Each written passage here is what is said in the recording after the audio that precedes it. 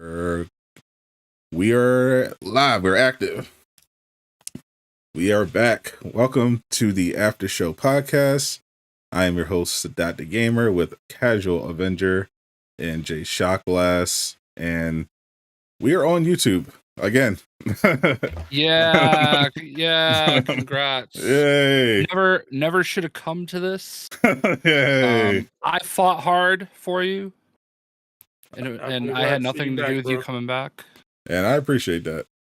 Yeah, it is for those that missed it, I was in YouTube jail briefly. They took me out of the partner program for reasons that they were not apparently allowed to disclose.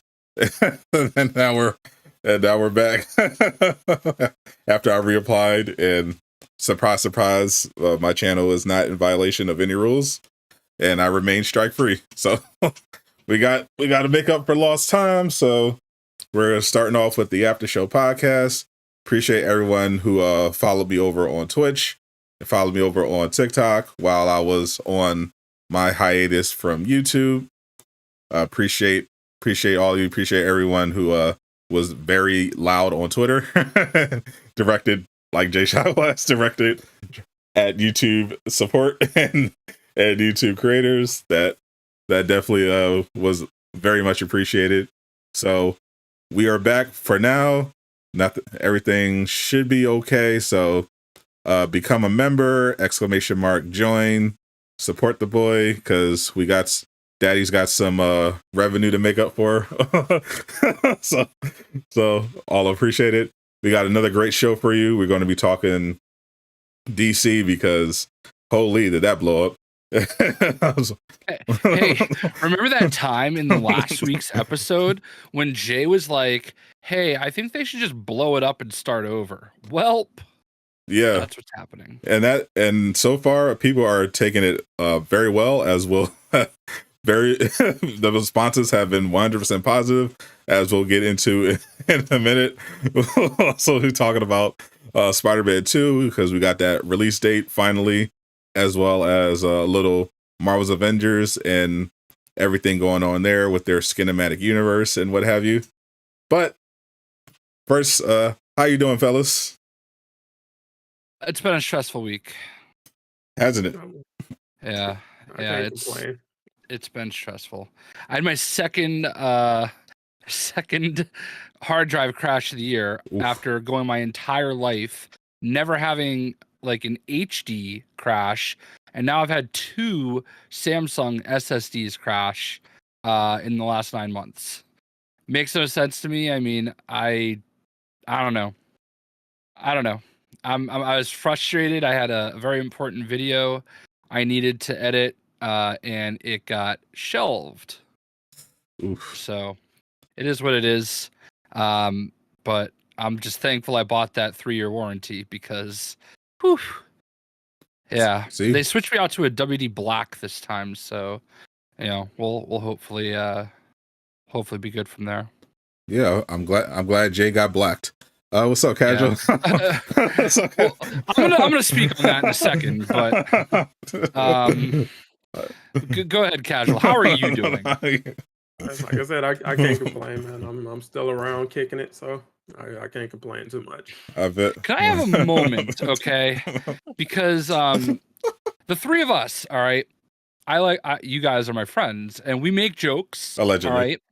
Allegedly, we make lots of jokes, and I understand that the audience probably feels like they know us, and a lot of them probably we talk to pretty regularly, like they're friends, just the same. And just because you watch us doesn't mean you're always part of the conversation. So maybe keep that in mind when you DM somebody unsolicited and try to be in on the joke. Don't act surprised when they're like creeped out by it. That's all I'm saying. Don't think that's irrational at all. If you know, you know. And I'm just saying it because, like, I feel like I saw some serious mental gymnastics this week over jokes that we make with each other and somebody I've literally never interacted with once, like DMing me, like as if they were in on the joke, and then being like mystified that I thought it was weird. Like, I don't know. Basically, I only send unsolicited emails to jayshockblast about Yeah. crypto opportunities or NFTs. Yes.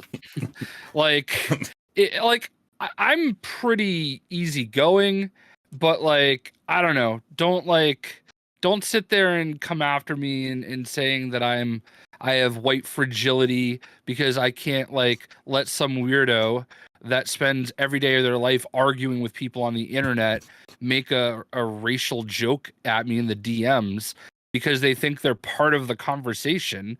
You know what I mean? Like, I think I've got some pretty thick skin for the most part, and I would have laughed at it if like I knew who the person was and it didn't just come across as creepy.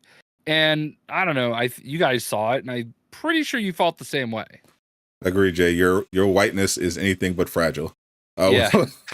Let's shout out to the chat. What's up? What's up, Spider-Man, Moby Ghost, Derek Anderson, Dark Dragon, and what it do, the bearded one, Mookie, More Ultra, Lucky Ray Gun. Appreciate all of you. Well, now let's now that Jay Shockblast has gave us a little lesson on whiteness. Let's Yes. let's talk. Let's get into the news.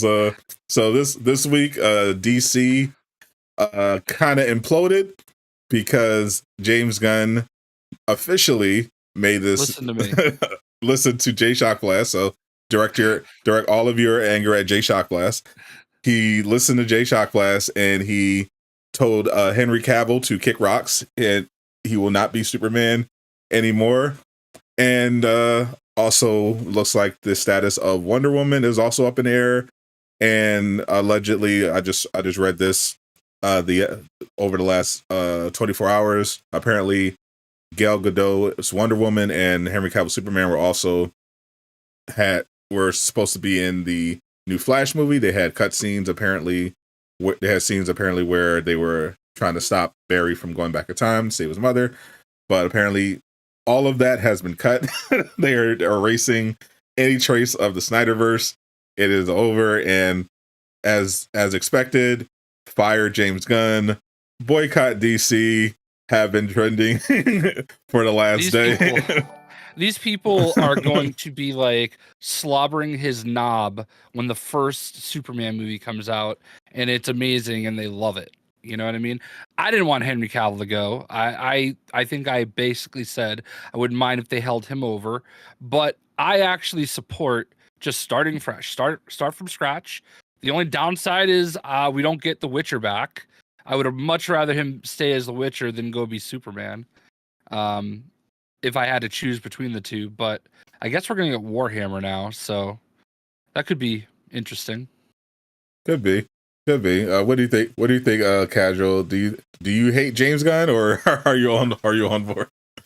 I mean, look at it like this. That's like, well, for one, he, in the time that he's been producing movies and shows for WB, he has some of the best critically rated, content that's been put out in their entire time of making anything superhero related. So it's like he has that going for himself. He also has a pretty good track record with superhero stuff in general, which is why they brought him over to kind of right the ship in the first place. And that would be like asking, like, you're selling your house.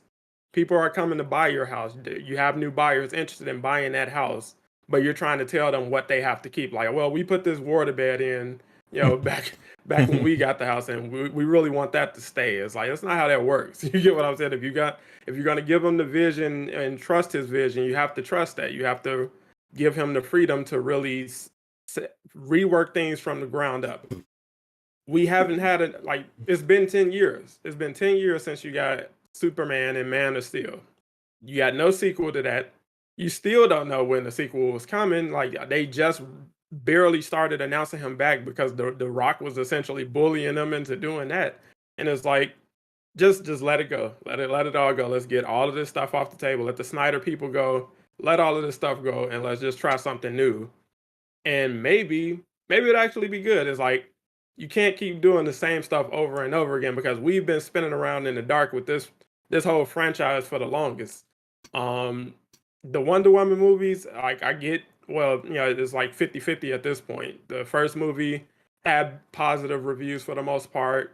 The second movie, it was, a lot of people were like, "What was that? What was that about?" For the most part, I'm iffy on both. Like I feel like the first movie has some strengths to it, and the second movie, I don't know what was going on there. Like I don't know what the direction was. But it's like, no, I'm not interested in Wonder Woman 3. So I'm not surprised to see that get axed. They have been making budget cuts and stuff like that over there. So it's like, it's, I feel like he made the logical choice in that situation. Like, yes, Henry Cavill is nothing against you personally, but we need to do something different over here. We need to do something wholly different with whatever direction we're going.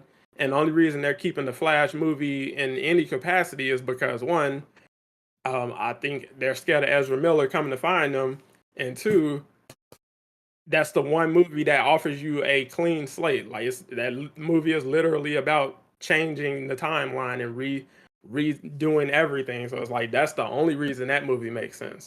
Everything else, like Shazam, Aquaman 2, and all of that stuff, is like I don't know why that's still a thing. I don't know why they had to commit to that in a way that they didn't with like Wonder Woman. I mean, like Wonder Woman and Batwoman. I mean, was it Batgirl, Batwoman, whatever the movie was. They axed that before it got there. So it's like I don't know, but I'm renting at this point. I think Shazam was just done. You know what I mean? So it's like I mean, I know you could say the same thing for Batwoman, but Shazam actually did something remotely positive when it came out, and I'm sure it tested better.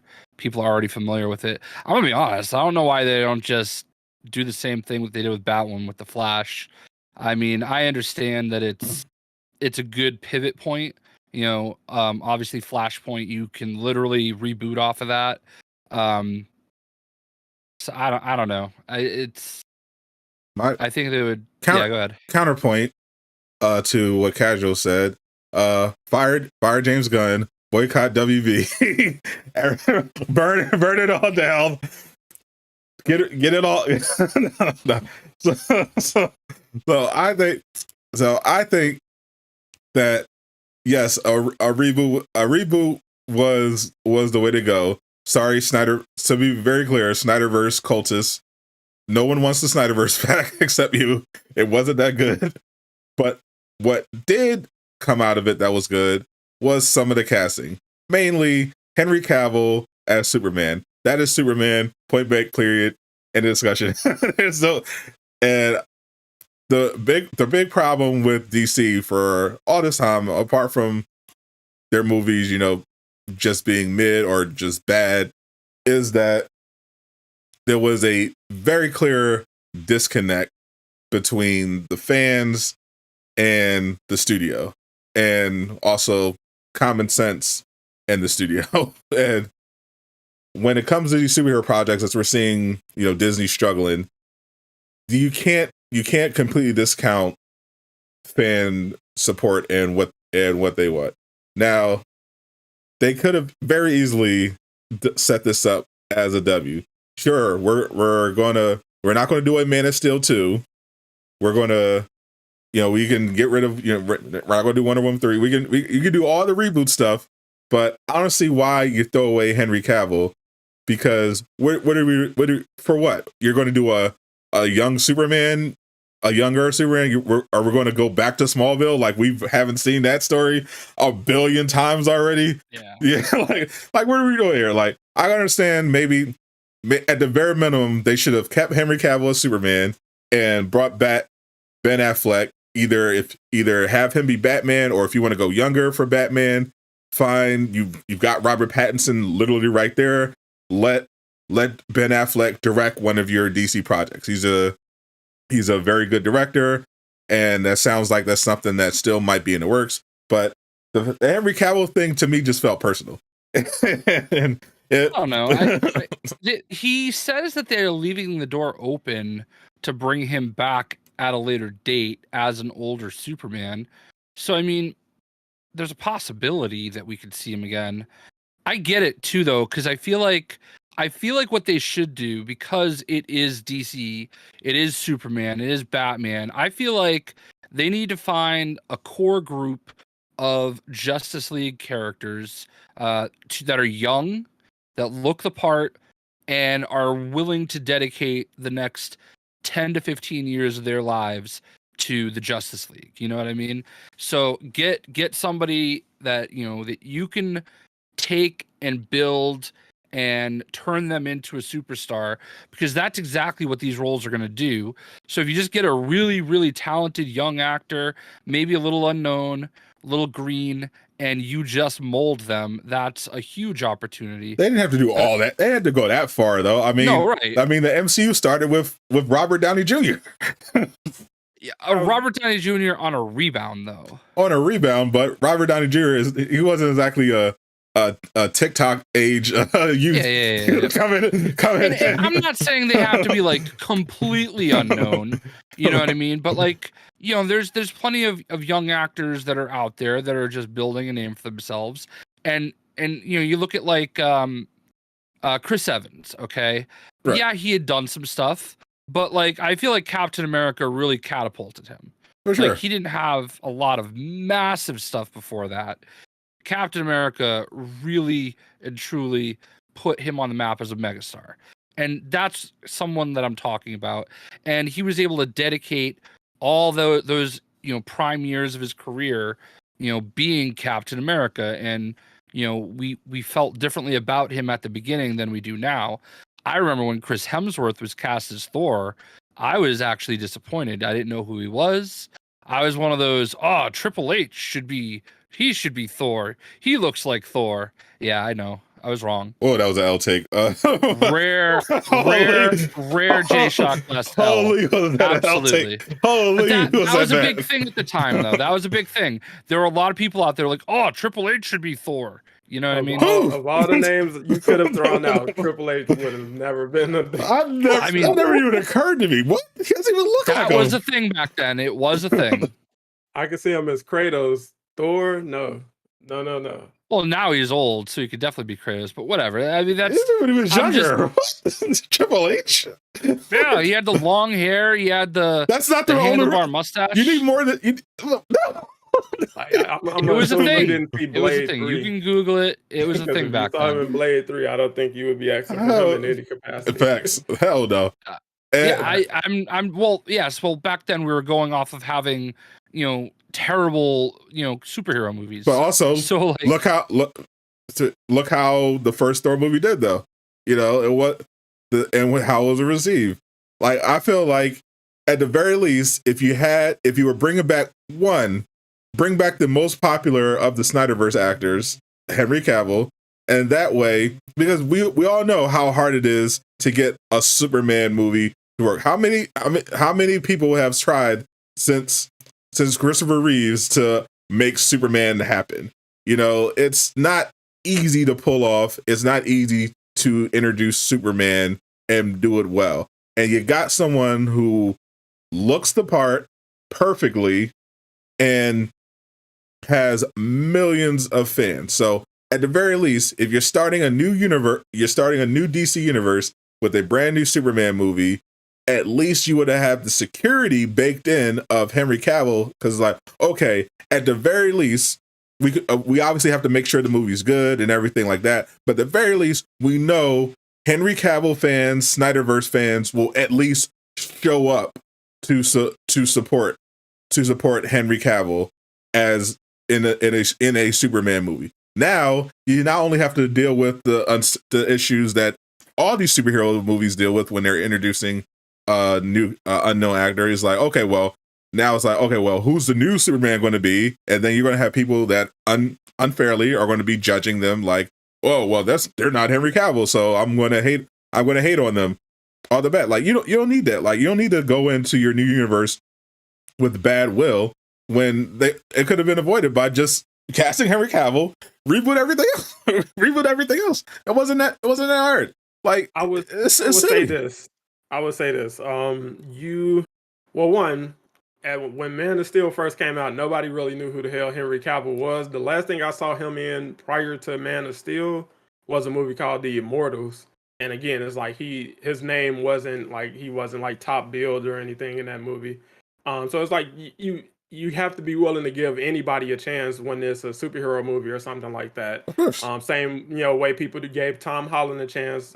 They were just happy he was with Marvel at that time. So Spider-Man is finally with Marvel in some capacity. So it's like you're welcome in that. But I agree with your point about this. This doesn't like we just saw it with War for Wakanda. That movie still did well. I mean, it's Wakanda Forever. Wakanda. I swear that movie should have been called Wakanda, War for Wakanda. But with Wakanda Forever, like the movie is still doing solid numbers. My enemies called me Namor. But you have a section of fans who are boycotting that movie specifically because of the decisions made around the handling of T'Challa's character. And again, it's like that's something the first movie didn't have to deal with. So it's like you're not wrong in saying like, yes, you just pissed off a section of the fans and kind of kicked the hornet's nest with that.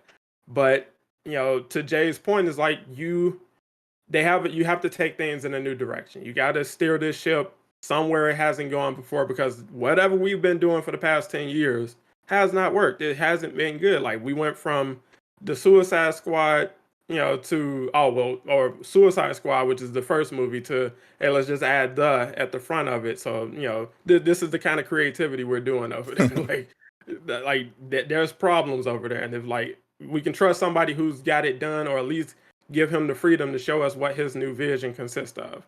I feel like the Flash movie could have been a better jumping off point for those characters. So like you could still incorporate Wonder Woman, Gal Gadot, and Henry Cavill as Superman, just have them die, and that be the reason that they have to go back and explore a different timeline. So they died, now we're going in a different direction. So it's like now why they're no longer a part of the DC, instead of hey, announce that you're Superman. Matter of fact, we're not going to use you as Superman, even though you just lost out on work because you said we told you we're going to be working with us. It's like there's 1,000 different ways to do that better than what they did. Yeah, I agree with that. I'm actually glad somebody brought up John Cena as Peacemaker, because that I think is the absolute worst dog water take that I've been seeing all day, and it's not anything personal against my namesake in chat. Okay, so there's a difference between Superman and Peacemaker. Yes, John Cena is old. Peacemaker is like a throwaway show that they're putting on HBO Max. Superman is going to be the central figure of an entire new story arc that he has a 10-year vision for. So yeah, keeping an older John Cena doesn't matter, because they can kill him off after a season or two. It's not that big of a deal. It's Peacemaker. Nobody cared about Peacemaker before John Cena was Peacemaker, and everybody thought it was funny that they were even doing a show about him. So there's a difference between Peacemaker, I would think, and Superman. Let's keep it let's keep it a buck, Jay. The real reason is money, and because he doesn't like Henry Cavill. That's I don't think that's it at all. I really don't. I think that he just wants to start fresh. Yeah, obviously he was going to keep vision. He was going to keep the stuff that he made, even if it didn't make money. Yeah, it definitely looks. I get why it looks bad. I get the optics of it, but like, what does it matter? Like, if they keep or lose Peacemaker, like it's not part of the movie, like the movie aspect of things. It's just a throwaway show on HBO Max. But I'm in the dark on that. Like, what reason would James Gunn have to, like, what's his personal beef with Henry Cavill? So this was before the official announcement. This is actually a minor viral controversy. So Den of Nerds is a content creator in this space. He covers Marvel, DC, and his sources were telling him that Henry Cavill would not be brought back to the DCEU, specifically because James Gunn does not like him very much. He was saying a bunch of his sources told him that, and someone baited James Gunn into responding to Den of Nerds, and he denied it and insulted Den of Nerds. And then a week later, he brings in Henry Cavill and tells him, "Oh, I know you announced that you're back as Superman, but yeah, not going to happen. And now that whole exchange looks a lot different because he insisted, oh no, it's completely false. You live in your mom's basement. But Dead of Nerds, apparently he had the inside track because he said Henry's not coming back, and it's because James Gunn doesn't want him. That's what he was told, and that's literally what happened. Now James Gunn will obviously deny it. Henry Cavill is a class act, very professional. Is like, it's all love, blah blah. Obviously, James Gunn will never admit that he doesn't personally like Henry Cavill, but where there's smoke, there's fire, and the way this went down, it looks a little sus. Like looking at the DC now, I mean, it doesn't help that this is very new and we don't have really anything of the James Gunn era to look forward to currently, except for a Flash movie with starring Ezra Miller, where all the Snyderverse cameos were cut. Peacemaker season 2. Shazam, which was probably like already being made. Shazam and Aquaman too.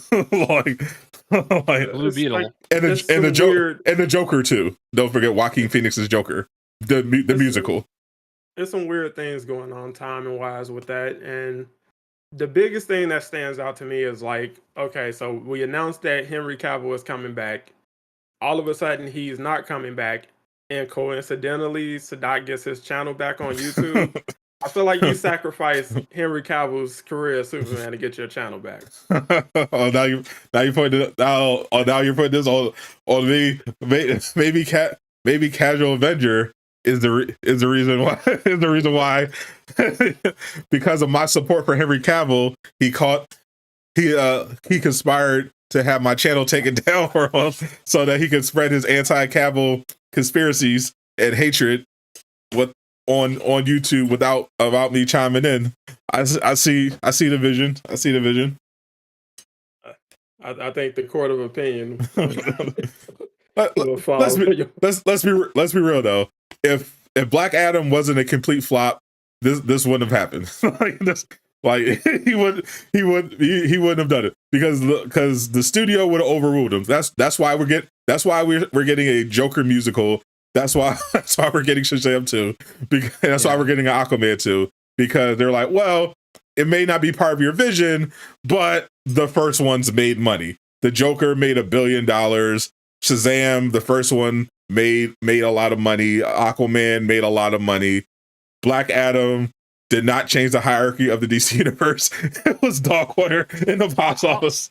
Listen, at least we got that opportunity because that after credit scene was probably the only reason to watch Black Adam. And he spoiled it. The Rock spoiled it. Yeah, he really did. That honestly, The Rock really dropped the ball on all of that. And I'm glad we at least got that. You know what I mean? Because trust me, I'm with everybody. I love Cavill as Superman. I think he's perfection as Superman. But like, if you're starting over and you have this 10-year vision, okay, and he doesn't fit in it from his age 40 to 50. He's only 38 and he looks like he's 25. I understand that. But like, He literally looks like a demigod. I know. It probably wouldn't have mattered. I'm not saying I agree with going. Trust me, we do not need another Superman origin story. We don't. We don't at all. Okay, I get that. So now that they're going with the young Superman route, give me a name. Give me somebody who you think could possibly fill those shoes. I know you're thinking of somebody new. But if you had to pick a name, if you had to go with a younger... That kid that was the guy that like grows really big in Black Adam. Noah... Adam Smasher? The guy... Noah... Yeah. Noah... The guy from the guy from the Netflix rom-coms? He was going to be He-Man. I mean, if he wasn't casting in Black Adam already, I can definitely... he looks the part. they're rebooting everything. Yeah, so like it doesn't matter. Although, didn't they just say there's gonna be a Hawkman movie with what's his face? That's my point. Like we don't know what the hell is going on over there. Yeah, I Noah Centrino, something like that. He was gonna be He-Man at one point. Yeah, Noah. Let me pull up Noah. Yeah, but like Cent. that's literally off the top of my head. I think he kind of looks Cavillish. You know what I mean?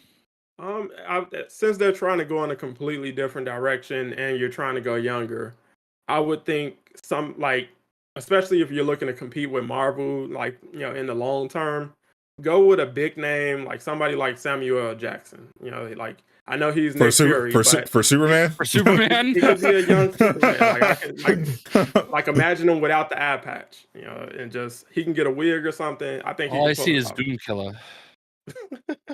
I can see him as Superman. Like, yeah, is that that's what I crazy? said. Like he looks the part. I'm glad Sadot pulled the picture up. Yeah, he's pretty built. Even I mean, the guy they have playing Superboy in the Titans, like I feel like he looks the part. Like he's fine, but I can see him, this guy in that role as well. If they wanted to go with a movie version, but the Titans guy looks the part, but he has the charisma of a penny. Yeah, of a rock, not the rock. I don't know. I think rocks are more charming. This guy's there's no offense, but that guy's a dud. But it works. It works on the show. But I can't see him carrying a Superman film. Even though he looks like very much like superish, like Superboy. Perfect casting, but like I said, it's the fact that we still like, even with all the news that's going on, it's just a jumble of noise. Like I couldn't tell you what's going on with their upcoming projects because I really don't care. Like I didn't see Black Adam until like maybe like his third week in theaters, maybe. Like I just was out one day and I was like, I guess so. And it's like the movie was exactly what I thought it was going to be. Like I know what the end credit is and all of that stuff, and it's like it's super cheesy, but I know people, were just happy to have Henry Cavill back, and it's like I said, it's just poor decision making, which we play Avengers, so we're used to that kind of stuff. Yes, we are. It's like this. It just doesn't have to be this. And again, I'm willing to give James Gunn a chance because I know he came in and made a hard decision that fans are rightly upset with. But it's like, give him a movie because it's WB still. So if the first movie underperforms or doesn't make $1 billion or whatever the hell he promised them it would do, they're just gonna panic and go right to making another Batman movie, which is what they did with Man of Steel. pretty much, yeah. So at the very least, push the Batman button. But I mean, even then, what are they going to do? We're hearing conflicting things about even the Batman stuff. Are they going to? I heard they might be considering trying to bring him over Matt Reeves, but is Matt Reeves going to be on board? He seemed very committed to doing a very grounded, closed off thing with his universe. But then again, maybe just like they just throw a bunch of money at him. He's just like, all right. In that case, you bring over Pattinson. How exactly is that? Are you going to do a Batman 2, or are you just going to reboot that as well? I think they should, like I said, just let the Pattinson movies do their thing if they are making a sequel, because it's like that might be up in the air at this point. But I mean, you got Jason Momoa as Lobo going for you, so do the next best thing and just go get John Hamm as Batman. Just a mature Batman that's not overly grizzled, so he's not like old weathered Batman like Ben Affleck was. Even though he had a great Batman as well, it's like him and Henry Cavill, they just got the short end of the stick by being attached to a franchise that didn't have any real vision to it. So it's like we rushed out a Justice League movie well before its time with undercooked ideas, underdeveloped characters, and we're surprised that it bombed. And now we just tried to sell promises of what can come in the future until like, hey, we got to wrap this up. So it's like it's unfortunate, but it's like that stuff happens, I guess. Make up for it with the next decisions that you make for the future. So make better choices going forward. You already got rid of the old, to the fans' disappointment, but you have a fresh step that you can make it the right step. So your first casting choice as Superman, who's going to be the face of this new direction for WB superhero movies, you have to land that, and that movie has to 100%. land, and whatever you do after that has to land. Yeah, the pressure is on, and unnecessarily so. I mean, I know we're probably the problem, and that's going is going to be a problem for a while, because who knows, we're like most likely years away from one of these projects actually manifesting in any meaningful way. And we have the projects that are already in development, and none of them, apart from Peacemaker 2, are part of the James Gunn. I mean, you basically, apart from Shazam 2 and Aquaman 2 that are coming out, you got the Blue Beetle movie that's apparently still going forward. We have no idea what exactly is going on here, and until something materializes, you're going to have people all on James Gunn and telling him he sucks. While we're chatting here, I just happened to look at Twitter real quick, and one of my favorite artists, Jen Bartel, retweeted somebody that has a pretty crazy story about Henry Cavill. Really? And I don't know that I believe it. Basically saying that he's a misogynist. I've heard the Henry Cavill hates women thing before, and I never bought it. I remember this whole thing popped up because some activist on Twitter tried to say, oh, it was unfair. Henry Cavill is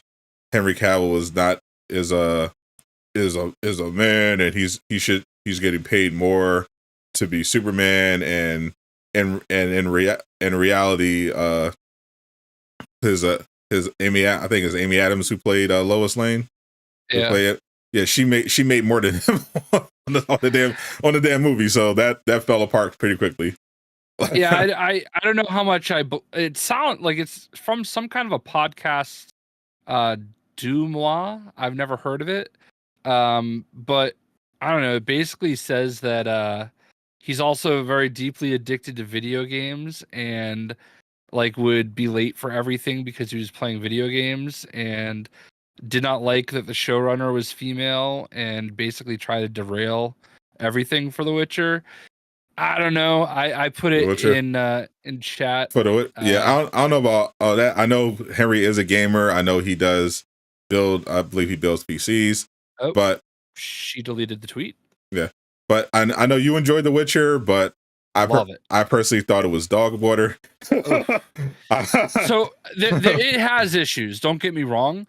Henry Cavill was the biggest redeeming quality about the entire show. And him as Geralt was incredible. Yeah, he was. Like, that wasn't the part at all. That was the problem. He was wonderful as Geralt, but the show seemed determined to make everyone the center of the show except for Geralt, especially as the seasons got on. To me, the best The Witcher did on Netflix was the animated one. That one I thought was amazing.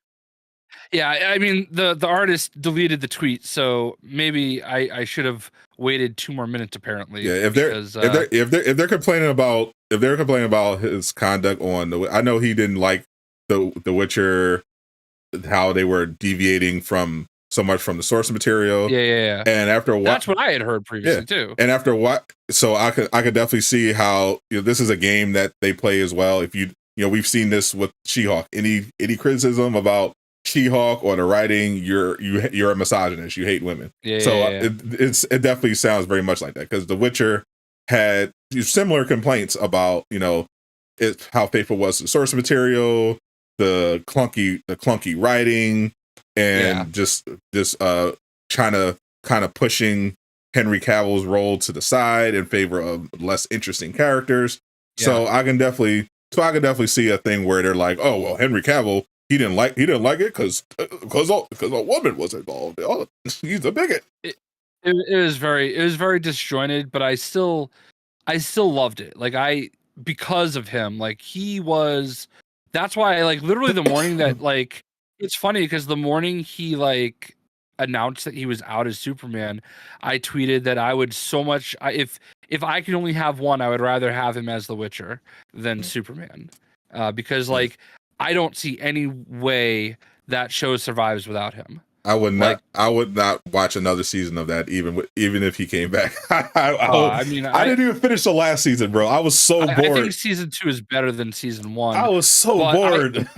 Did you play any of the Witcher games? I have not played the games. I was thinking of getting the third one because it seemed pretty cheap, and I was like, oh, I'm curious about this, but because I did love the first season was decent, but had its issues. The animated version I thought was incredible, so I was like, I'm curious about this show. But the second season, I was like, I could not finish it. I totally understand why somebody would not get into The Witcher because they started with the TV show, because it's so disjointed. They did all this back and forth time travel stuff and didn't make it clear that it was time travel, and if you just had to know the characters and the story in order to know that, hey, this is in the past and this is now, you know what I mean? So yeah, but honestly, I just think Cavill's an amazing actor, and he's great. Warhammer has been trying to go mainstream for so long, and I feel like this would absolutely be the thing that does it. So. Oh, for sure. And he loves Warhammer. And of course, he's one of us. He is a nerd. Yeah.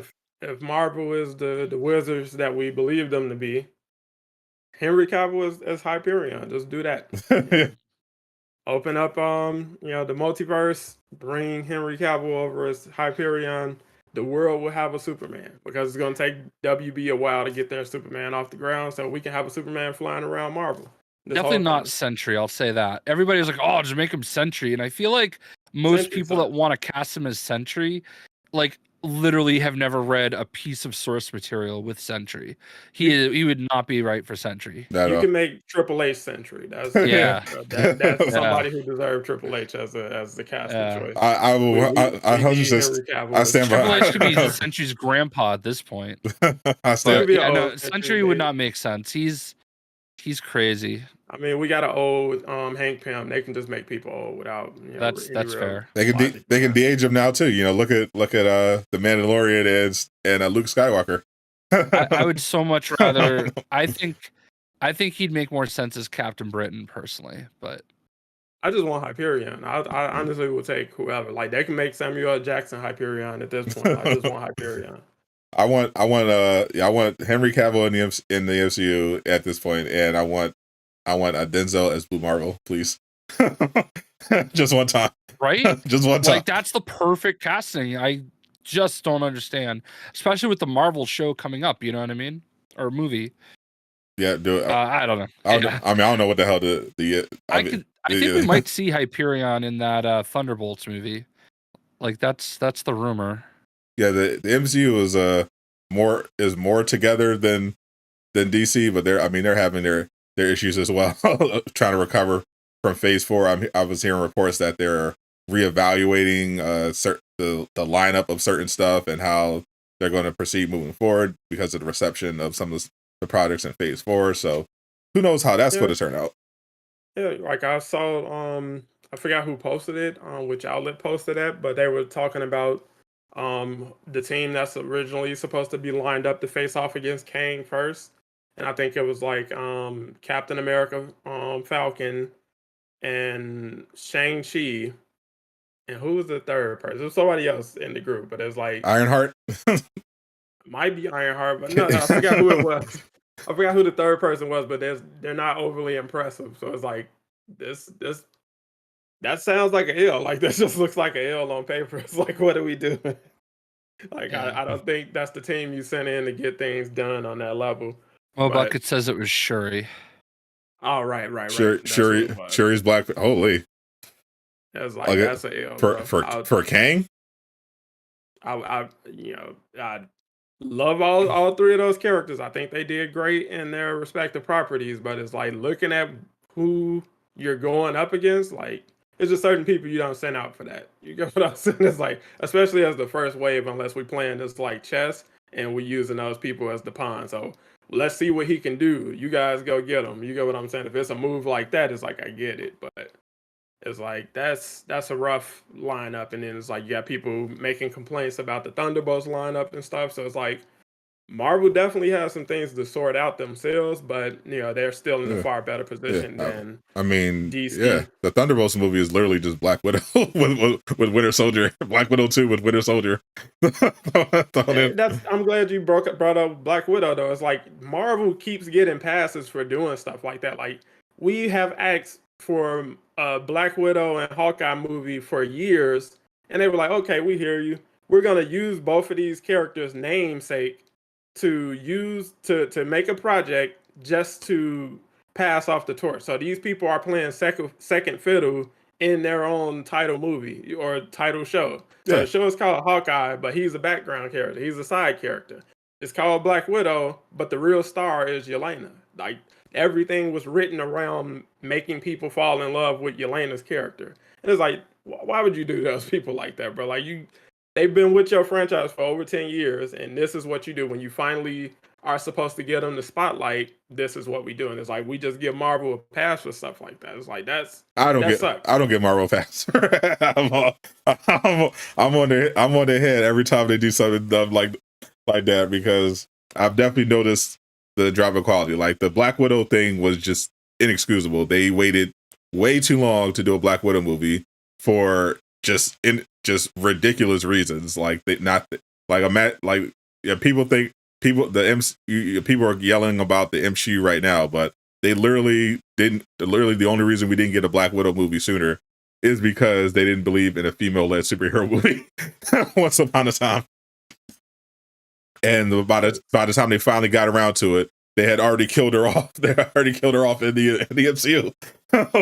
so like it made no sense, bro. Like I would have preferred they just do a Disney Plus show, Black Eye and Hawkeye. Black Widow and Hawkeye. And just show their Shield adventures. Like they're going on missions. You can make a whole I'd watch that action-packed, series featuring two characters that we've been wanting to see more of for over 10 years instead of sidelining them in their debut projects. It's like that sucks. Like I don't know what the logic was behind that outside of who cares about these characters when there's a demand for it. You wouldn't have even greenlit these projects to begin with if there wasn't some kind of demand for it. Yeah, I do think they were also trying to set up the other Hawkeye, Kate Bishop. Yeah, that's what I'm saying. Like you do that somewhere. Like you just shoehorn Ironheart into a Wakanda movie. Shoehorn her some. You can shoehorn her anywhere. You get what I'm saying? Any of these projects, Ant-Man, whatever else is coming up. You just push her in there because this is Marvel. That's what you do. Like you could have pushed her in Secret Invasion or something. You didn't have to take over that man's whole show just to. There were so many more interesting ideas they could have gone with for the Hawkeye show. I mean, like, yeah. Oh, I love what Casual just threw out there as an idea. Hawkeye and Black Widow show from the show. I would watch that in a second. The one thing I always pitched was that at least made the most sense to me was a Hawkeye show that's basically Ronin. Like you follow his time as the Ronin during the blip, and you can juxtapose that with some of the present day stuff. And you can tie in the Yelena thing.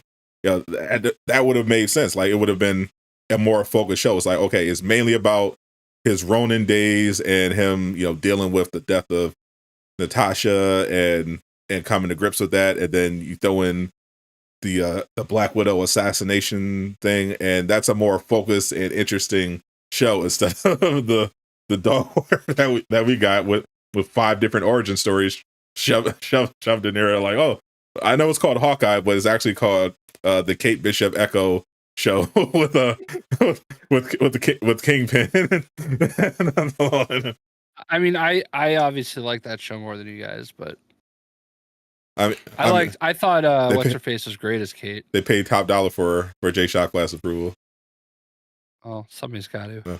But no, I agree. And that's what I'm saying. Like they wrote it specifically for you to enjoy Yelena and Kate Bishop in both of those projects because that's the future. So hey, let's lift them up. And Black Widow, you're just kind of here. Hawkeye, you're just kind of here. You're so tired. You're so ready to be done with all of this, aren't you? Let's just sit off to the side. He does Isn't look Kate that way Bishop though. great? Yeah.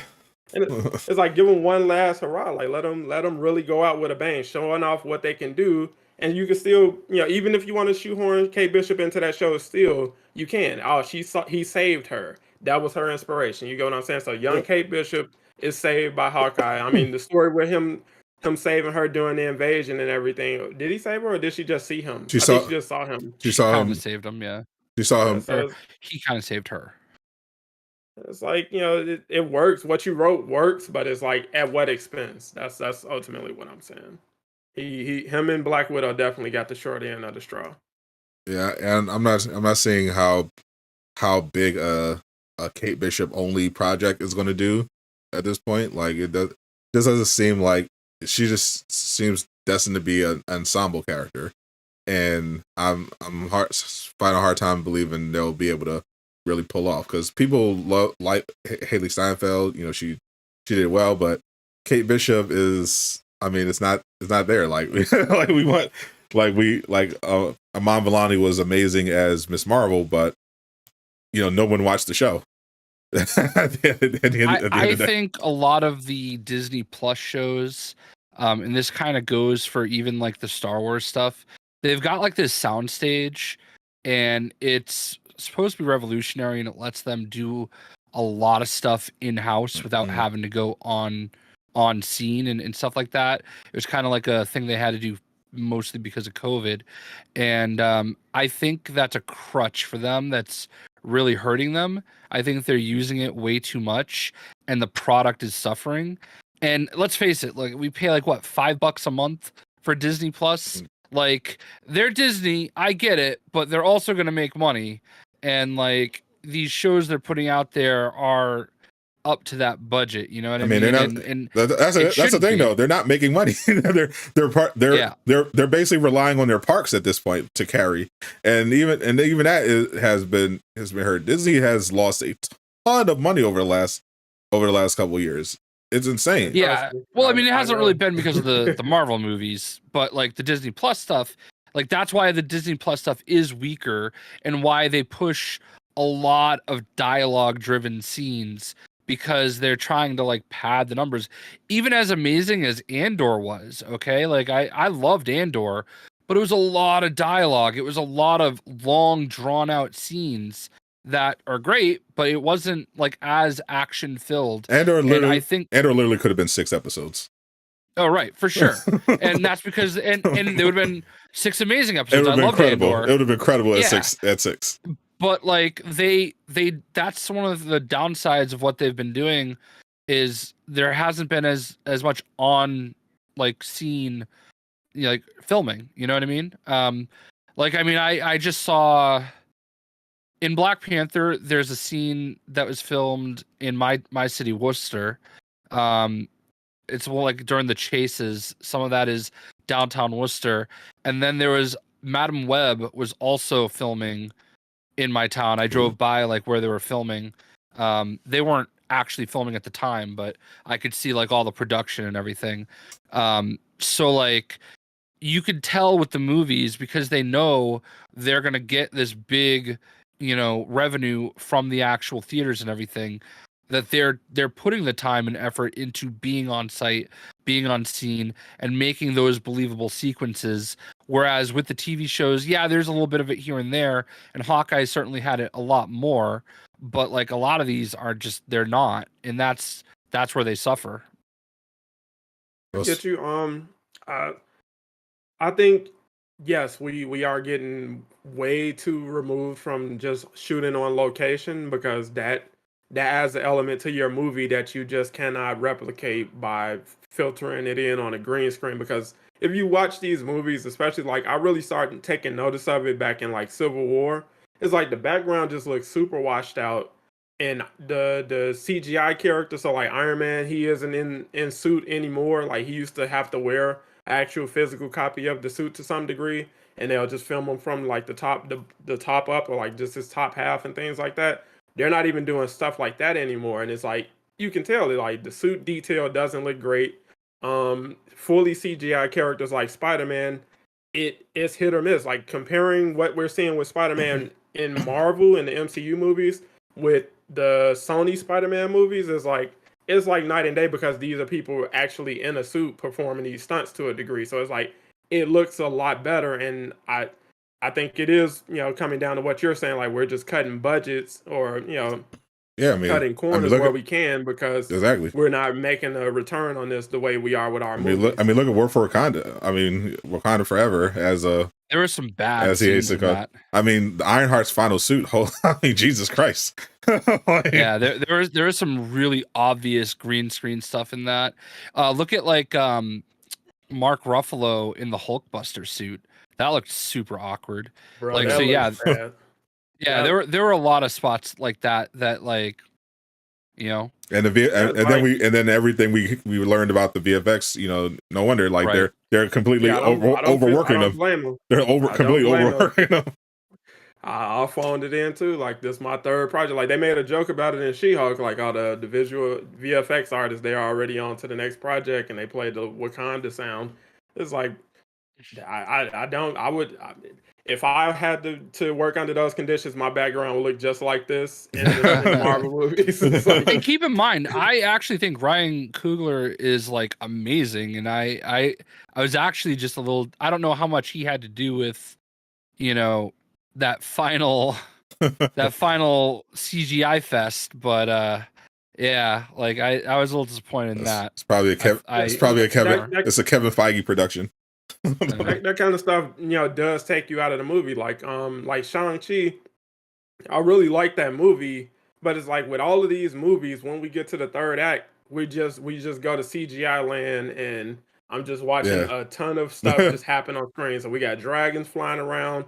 At the end of the first Black Panther movie, we got rhinos running around. It's like so much nonsensical stuff is happening in green screen land. And it's like, it doesn't matter. Just fast forward through this, get to the setup dialogue about what's coming next, and let's get out of here, bro. Like, because especially with Shang-Chi, like that's what disappointed me about Shang-Chi. I'm like, that this was an excuse to not, to give the VFX guys a break and not go all the way, because Shang-Chi is a martial artist. You could have just made a straight up love letter to old martial arts films, just a little bit of the superhero stuff. You didn't need a lot, just a straight up martial arts films. And because when they stuck to that, it was incredible. Like that bus fight sequence, the fight sequence on the side of the building, all that is incredible. But then when you get to the third act, Kevin Feige's like, well, it's a Marvel movie,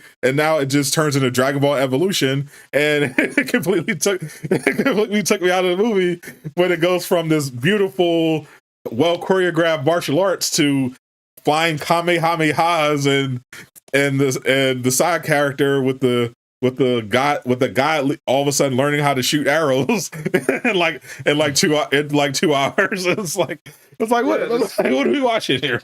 And that's what I'm saying. Like, the best performing movies and the best reviewed movies don't end that way. Like, that's not where we go with the story in the third act. So, like, Civil War is not a CGI fest at the end. It's a very personal fight between friends with limited CGI where possible, because you're supposed to be in the moment. You're not supposed to be out of the moment because it's a big spectacle of just CGI.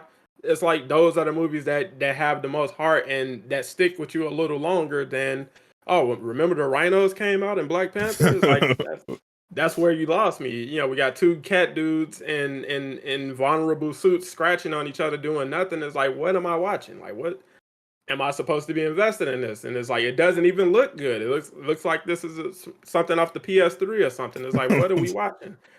It's like, let's give Shang-Chi a little credit though. Like, absolute miracle worker, making Awkwafina slightly insufferable for an entire movie. Yeah, and it's like, that's an accomplishment. Yeah, I am not slandering Shang-Chi, because the visuals in that movie were great. It's just the third act, we just take it to a whole nother level. So like when his mother was fighting his father in the beginning of the movie in the magical forest and stuff, that's an amazingly beautiful scene. Like that got me invested. And then by the end, it's like we're going to some far off places with this stuff, bro. Like where are we going with this? It's still, like I said, it didn't lose me the way Black Panther lost me, but it's like, they could have had. This is a bit. This is a much. They could have had the dragon possess his father and amplify him and make it still a martial arts fight between like a reverse version of the fight between Shang-Chi's mother and his father, where he's trying to bring him back from the influence of the dragon, instead of the standard formula of sky beams and CGI monsters and CGI minions for the minor characters to deal with. Like you could have had like a straight up Shang-Chi versus Mandarin battle for his vibe, and just mainly keep it to martial arts, and just a little bit of effects, with the rings and everything like that. That would have been cool. I mean, like I said, it was solid casting in the movie. I love the casting choices that they made for the most part, except for Awkwafina. Like I said, I got no opinion on that lady. I don't know who the hell she is like that. But if he wasn't casting that, I think he would have made a hell of a Liu Kang in those new Mortal Kombat movies. He would have been amazing in that. He sold me in that bus scene when he was fighting. For sure. I can definitely see that. Yeah, Simu's got talent, but that third act. Like I said, just dial it back on the CGI. It's like just scale it down. We know it's a superhero movie. We know it's a Marvel superhero movie, but it's like we can keep our feet on the ground a little bit, just a little bit. Like just dial it back a little. Yeah, y'all got to go. Get on location even better. Yeah, you don't got to go all. You'll go all. That's that was my problem with WandaVision. Like a lot of people had their feelings about WandaVision, but and it was indeed cringe at the end with the whole "they'll never know what you sacrifice" thing. But to me, the biggest travesty was that I thought the show started off interesting. They definitely should have did 2 episodes at a time to start instead of the 1. But I enjoyed it. I love old movies. I love old TV shows. I thought they did a fantastic job. I thought it was intriguing, interesting, and thought it was building to something. And then we found out that the writer didn't read House of M, and then it turned into the CGI sky beam battle between two witches. And it's just like this is not what we thought we were going to be going towards. And that's another example of Marvel just getting in their own way. Just keep it simple. I mean, and to on the bearded one's point, like yes, I'm in the minority, bro. Like I recognize that and I understand that. Like the majority of people thought that movie was great and had no criticisms of it, no real problems with it. And my criticisms, while minor, are my own. It's like I know that's not what majority of people took away from that movie. Most people didn't get lost in the third act.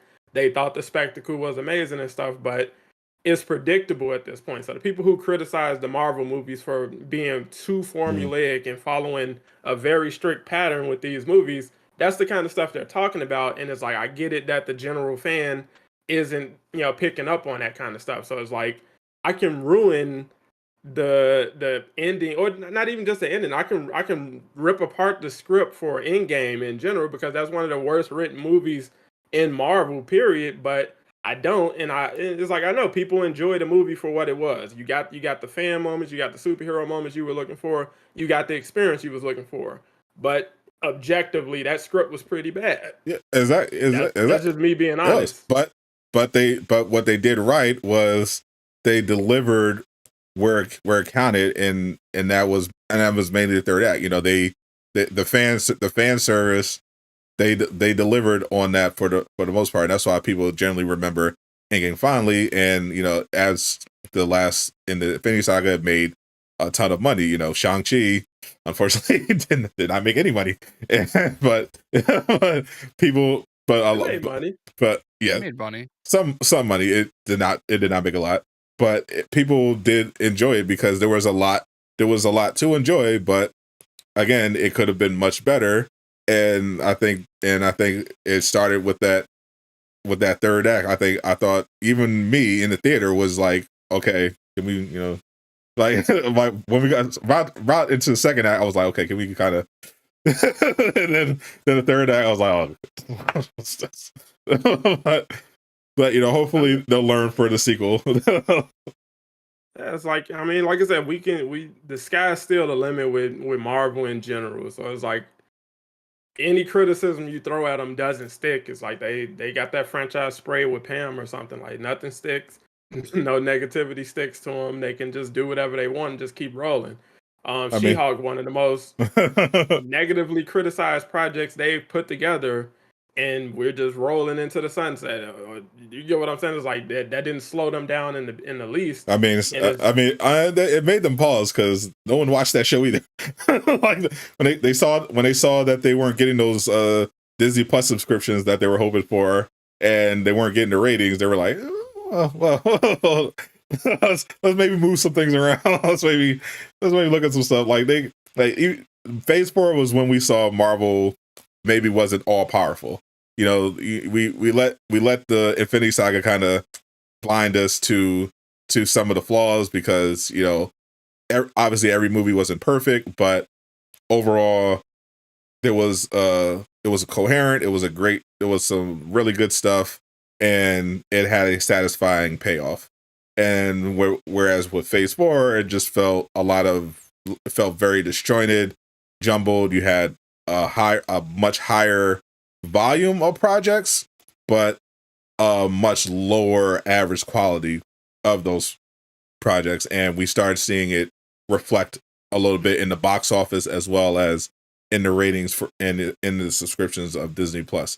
So that's that's a symptom of being in the having the monopoly so far. DC isn't really any competition for the most part.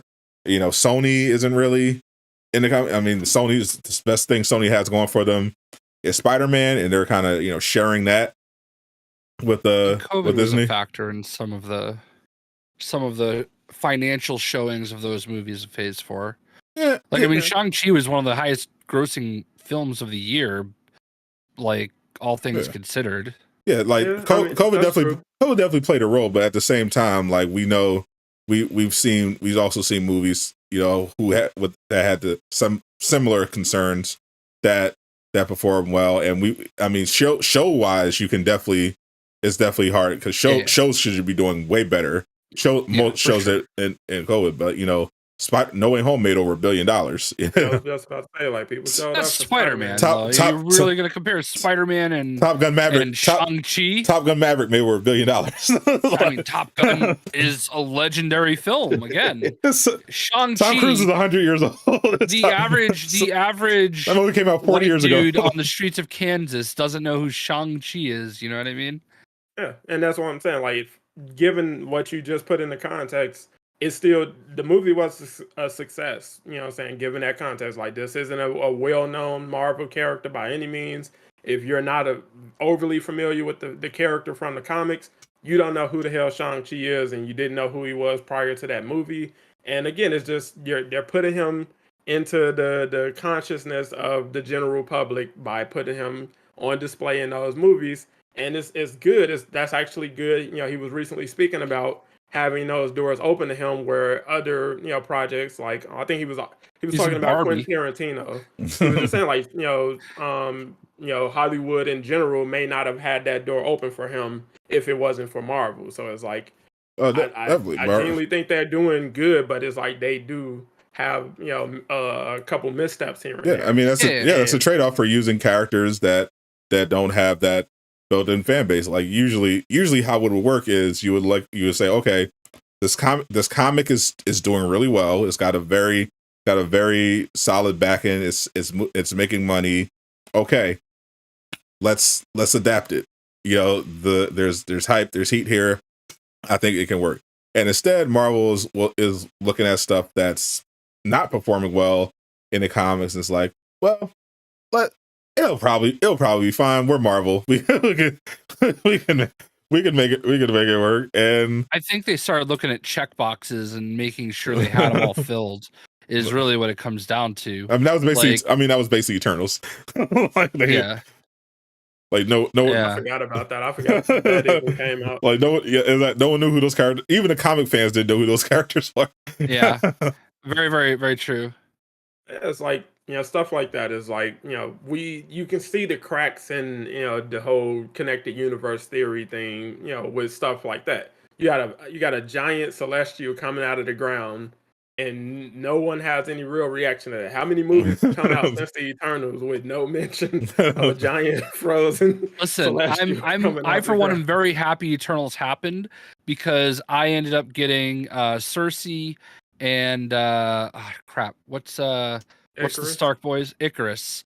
I got both of them in Marvel Strike Force, and like the two of them alone can defeat like any 5-man squad. So How much did that cost you? $500? good God. I don't I want was to talk. happy for that movie. I'll be because honest with you, like I should have, like, I don't even have Icarus maxed out yet, because like I just stopped giving them money, and he is very much a premium character.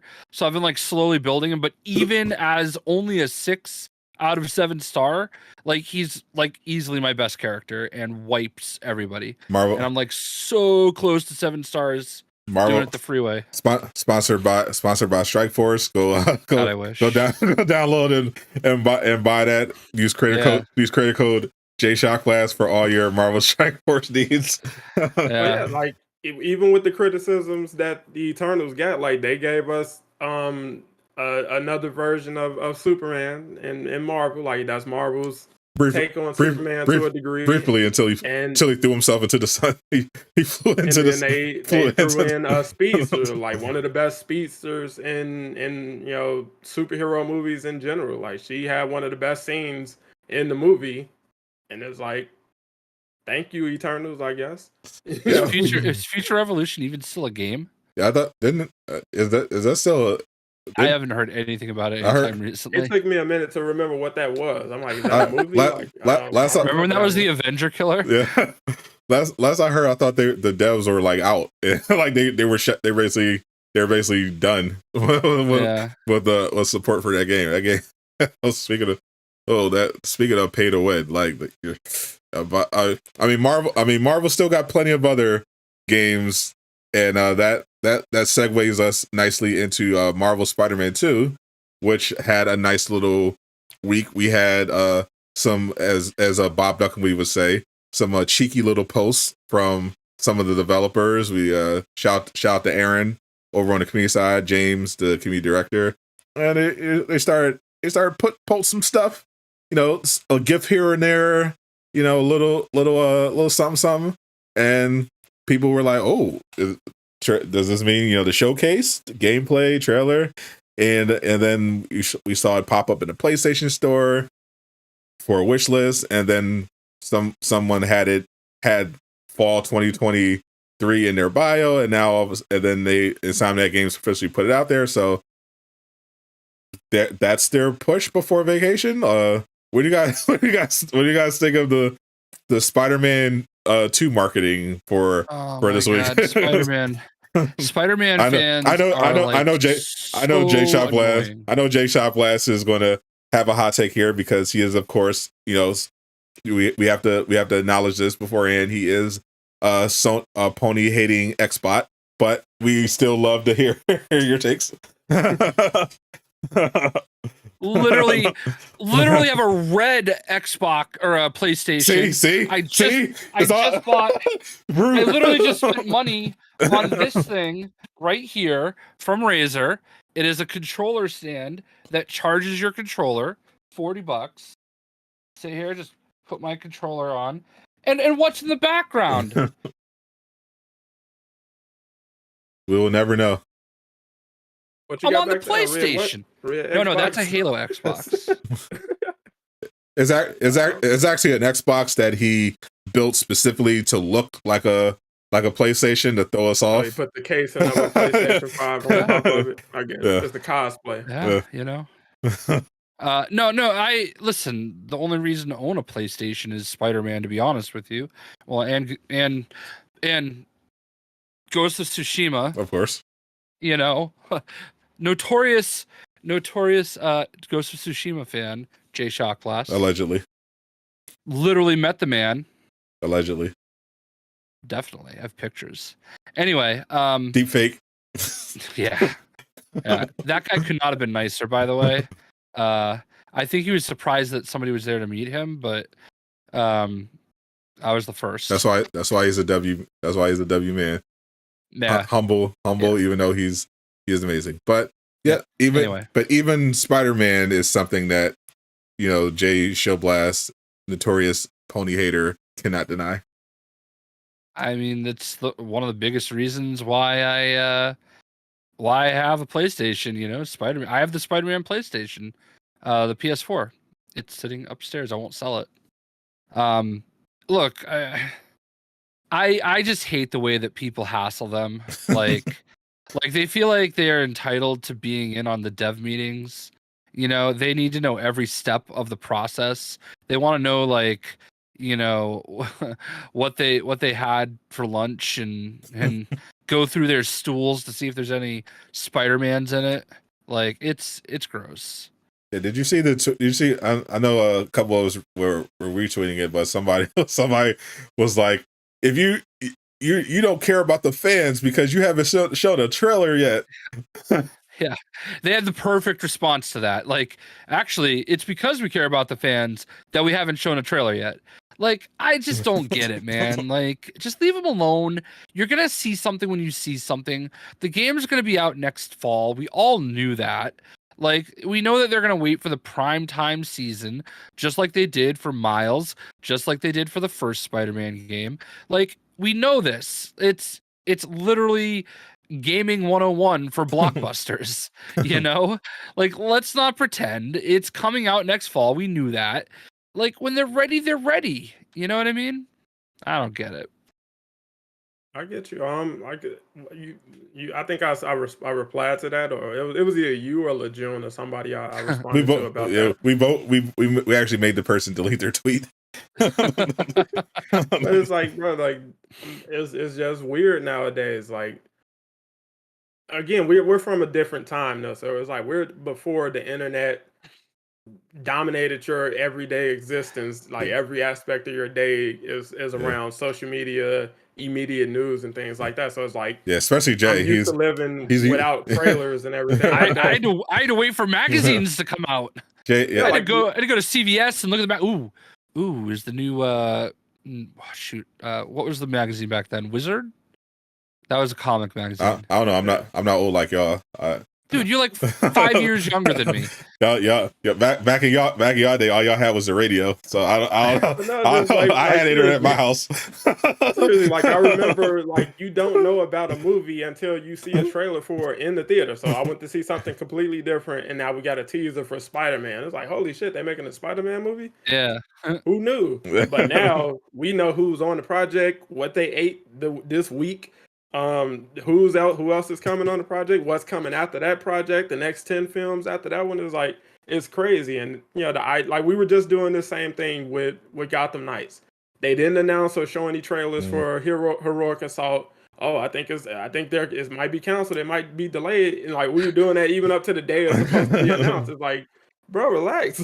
They told us when it was coming out.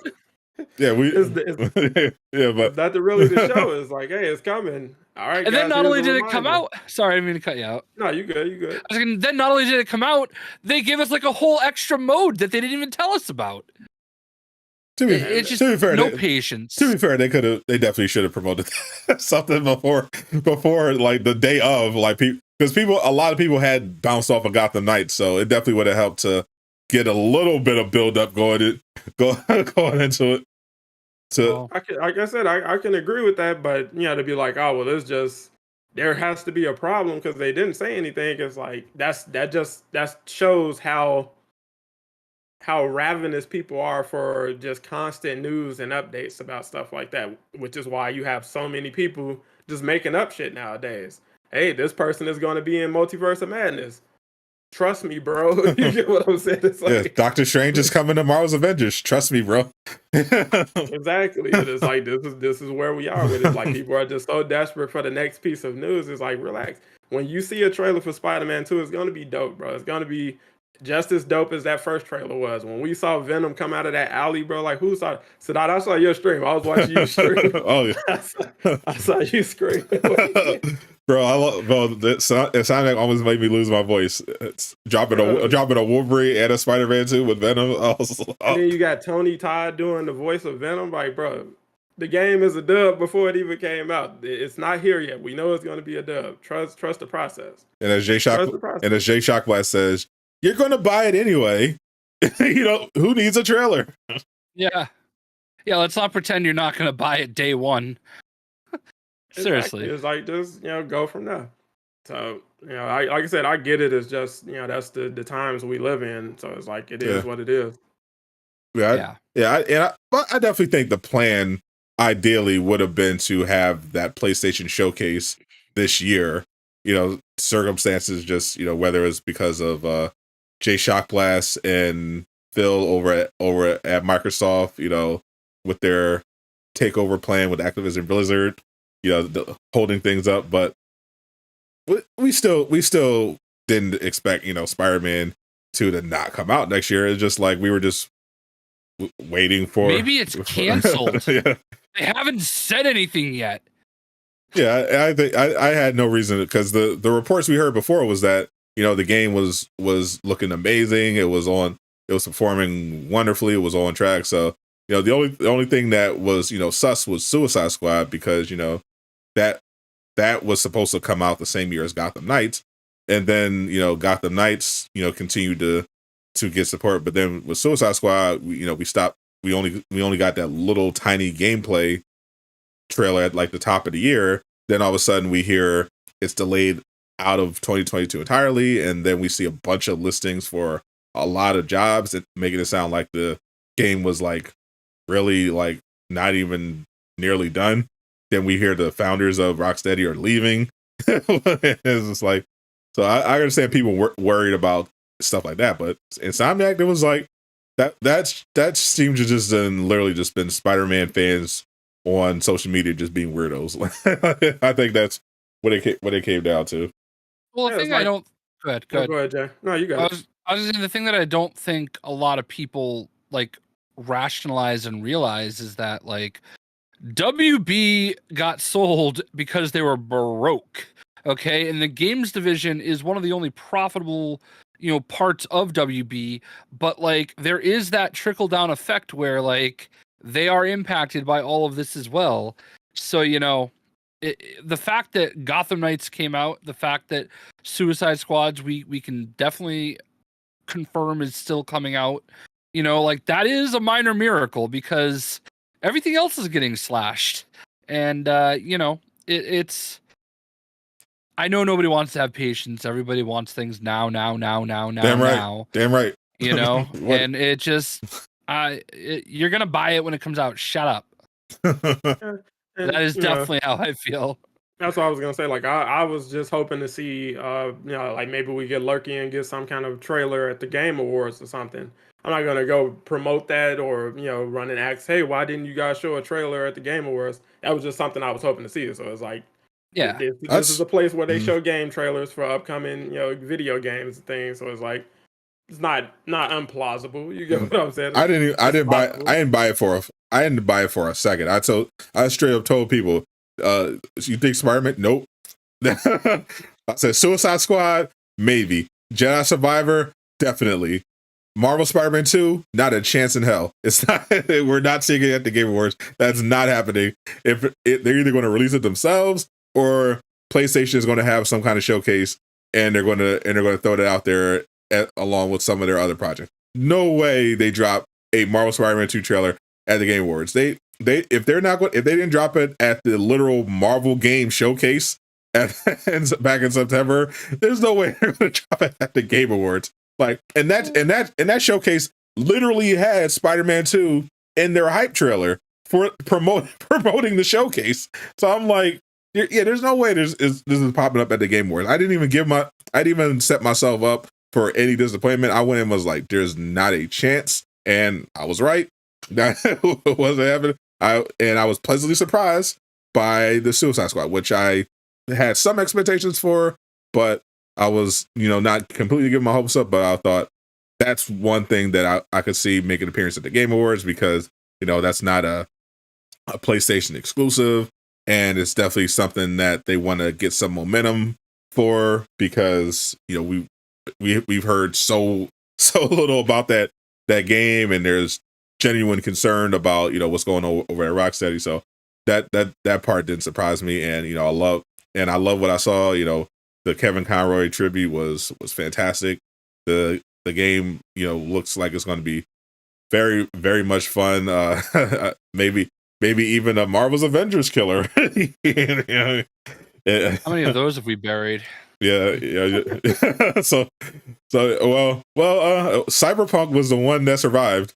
They came back from the dead. They revived themselves. They had the right support heroics. That Netflix anime brought them back. But yeah, usually it's not good. But Suicide Squad, definitely that's going to be the narrative with any superhero game, especially one that's going to be multiplayer. I mean, this is going to be straight up 4 players, and it looks very much like a more of a shooter, but with also superhero aspects. So that could end up being a pretty big one. It could end up flopping. Who knows? But I mean, it is Rocksteady, so I find it weird that I'm seeing a weird amount of hate, and I think that's coming from the other more annoying fans on the internet. We say Spider-Man fans are obviously can be incredibly toxic and annoying, but let's not get into the Batman fans. It's like, oh, it's a DC game. Where's Batman? I want to fight as Batman. My gosh. Yeah. We don't need another Batman game. Yeah. I mean, is it a DC game if Batman is not playable though? Is it really? Someone literally said that it's not a Batman has to be playable. Batman has to be playable in every DC game. I'm like, oh my gosh, like that was a big part of the pushback against Gotham Knights. From the very first announcement. What? Where's Batman's? And then, and then Suicide Squad, they were like, well, I don't want to play the Suicide. I want Batman. Like I said, that's just a sign of the times, man. Like that's where we are with it. you got a whole new game coming, and we want more of the same. Imagine you make a game with Batman and Superman and the Flash, and you can't even play as them. They're more mad about not being able to Batman. Like yeah, Superman, sure, but also I want to be able to push the counter button with Batman. Damn it! Like come on, come on, guys. Let someone do something else for the love of God. That's the biggest thing. Just do something else. And there's Alex. Oh, I didn't even do my Alex Jones impression yet. that was me making fun of DC fans. I think that he was talking about my snivelly voice. Actually, he did. Eastwood maintains that you and Alex Jones would look exactly alike if you shaved your beard and took off the hat. I kind of see it. You got kind of the same head. Am I like the only white guy you've ever seen? Like, are like the two of us? Like, I don't get it. I've seen a few. Doesn't Alex Jones have a beard now? I'm not sure. Well, I mean, he probably can't afford razors after all he got sued for. Yeah, he's down to. Last I heard, he filed for bankruptcy. Yeah, he good now, man. He had Kanye on the show. He back on top. Yeah, that definitely saved him. Well, it made him look like the least crazy one in the room. Yeah. When you make Alex Jones uncomfortable, you're going too far. It is what it is. Like I said, it's it's video games. So variety is what we supposed to be into. Jay, you probably done with Midnight Suns. Well, you probably on like New Game Plus with Midnight Suns at this point. But I've been grinding. Like same. I was playing it keep before. Getting pulled back into it. I keep getting pulled back into it. Like I was on it this morning. I was on it a little probably like around like 1 or 2 before I had to go out again. But it's like I'm it's a completely different game from something like Avengers, combat wise, strategy wise, but it's fun in its own right, and it offers a lot of stuff that games like Avengers and it just doesn't. You just don't have all of those options in games like Avengers and Spider-Man, and you need that. Like you need variety, in video gaming. You know what Midnight Sun. All right, first of all, I have to do my spiel. I am a 2K Next maker. I am sponsored by Marvel's Midnight Suns. Yes. You know what Midnight Suns has that Avengers doesn't? An actual decent Iron Man. An Iron Man that doesn't suck. I was going to list a lot of things that it doesn't have. A mission where you fight on Avengers Tower, Captain Marvel, Doctor Strange, Scarlet Witch. Yeah. I am so happy that people are really liking the game. Like, yeah, it's got some issues. The patch came out today, and the Hero Ops bug should be fixed. What was the bug? So basically, the game would crash if you went to, if you did a Hero Op that was character specific. When you went to redeem it, sometimes it would crash. Not all the time, but like I had no idea. I ran into it 3 times. I never had it. Must be in. Yeah, so it was a big deal for the people that had it because most of the time when it happened with like Spider-Man or Wolverine, a character that you needed for a mission to advance the story. I eventually was able to get through it by like button mashing, but it's fixed now. Good. Thankfully you didn't get run into it. But it's been really because like that game had a rough run. You know what I mean? Like in their advertising and getting people ready for it to like hopefully be interested in it because there's that card aspect of it and the cards are like they're so much fun. Like it just gives you they're just abilities. That's all it really is. It's a turn-based game. So when you get a bad hand, that pisses me off. Yeah. But like make the best out of it. Yeah, it just keeps it random and it keeps it interesting.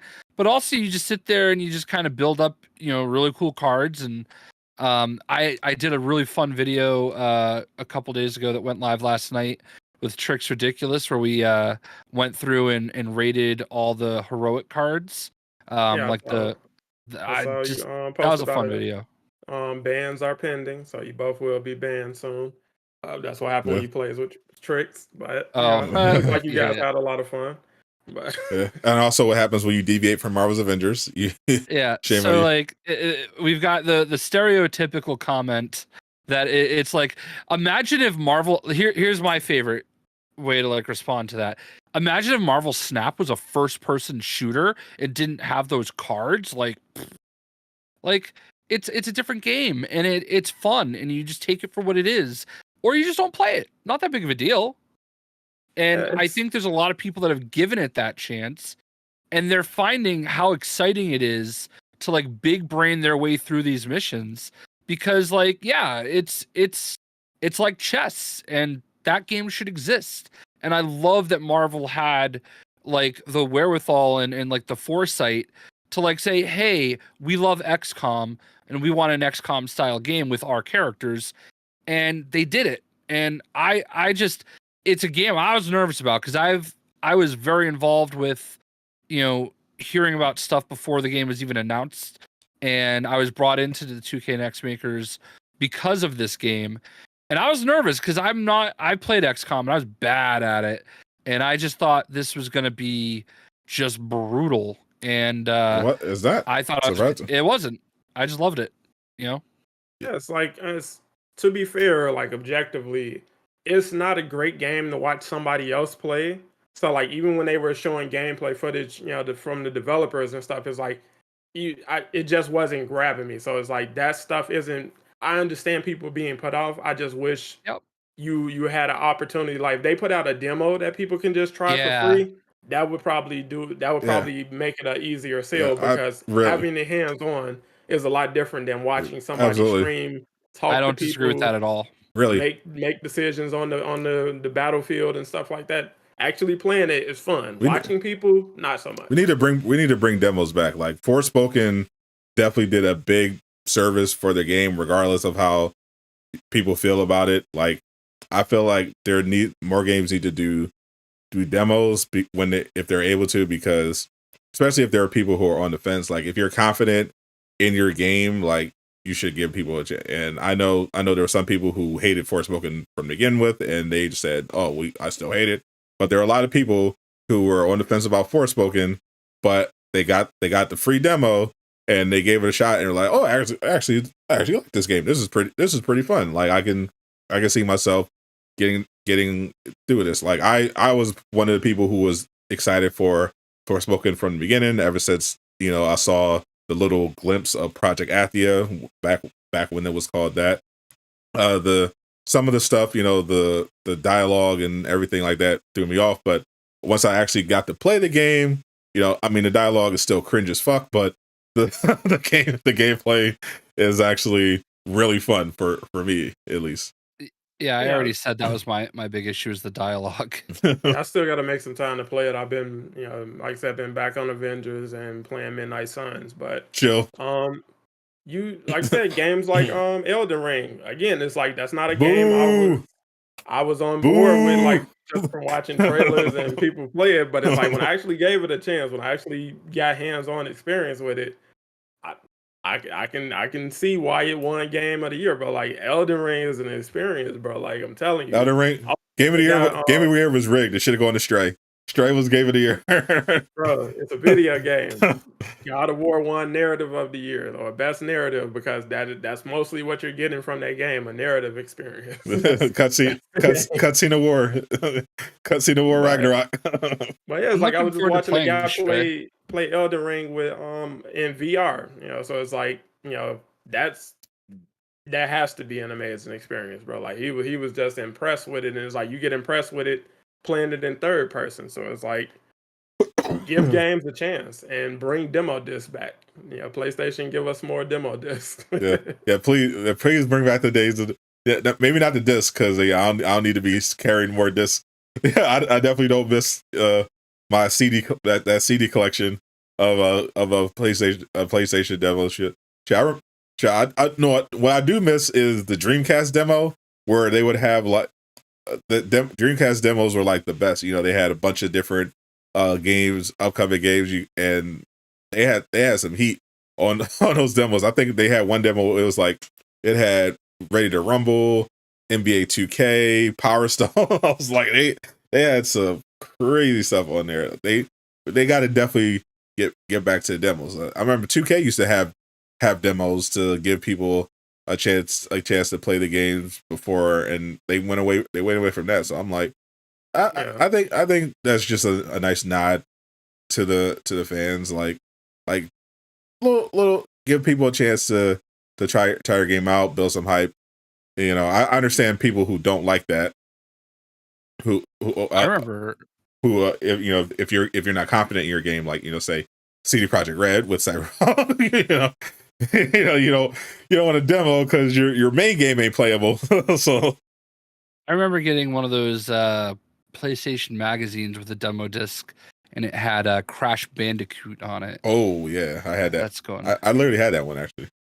Yeah. Yeah, I remember the demo disc that came with the original PlayStation. Like, a ton of games on there, like Spyro the Dragon, Medieval, Ridge Racing, all of that stuff. And it's like, these are Metal Gear Solid. That's how I got introduced to the first Metal Gear Solid on the demo disc. Like, running around with that box, running from security and all of that stuff. It's like, I have some of my best gaming memories with demos, and it's people don't remember what it was like, man. No, I don't even know. All y'all spoiled with your. Don't know what it's like to wait for your favorite song to come on the radio and click record. I don't know what that's like, but I had an iPad. I had an iPod, so. Messed out. I'll remember that experience. That doesn't sound good at all. That sounds horrible. Yeah, I'm glad you mentioned demos. That's going to be a part of my new sales pitch for Saving Avengers. Put out a demo and go free to play. Would you entice people? Would you say something like a beta test? I wouldn't go that far. Don't tell people beta testing. That's like a bad word at this point. So don't go that far. But give people free to play access and give them a demo. If you want, like, hey, here you go. Here's the demo. Check it out. And if you really want to play the game, we are free. Come over here and check this stuff out. Give us a chance. Maybe maybe let us beta test upcoming content. Maybe jayshockblast, will fund Avengers too. He got several WB money bags in the background. That's true. A couple 2K money bags under the table. He can fund an Avengers too. What do you need? Like I don't know what you're talking about. That's a dog bed. You need like $200 million for Avengers 2. Sound about right? They just gave him money to film in his city, as he told you. Two movies were filmed in his city. He got to get a cut of that, so he got deep pockets. What do you mean? I literally was just playing Avengers. Allegedly, my webcam was set to my Elgato when I logged onto the call, and you're like, "Why are you playing Avengers?" That could have been any game.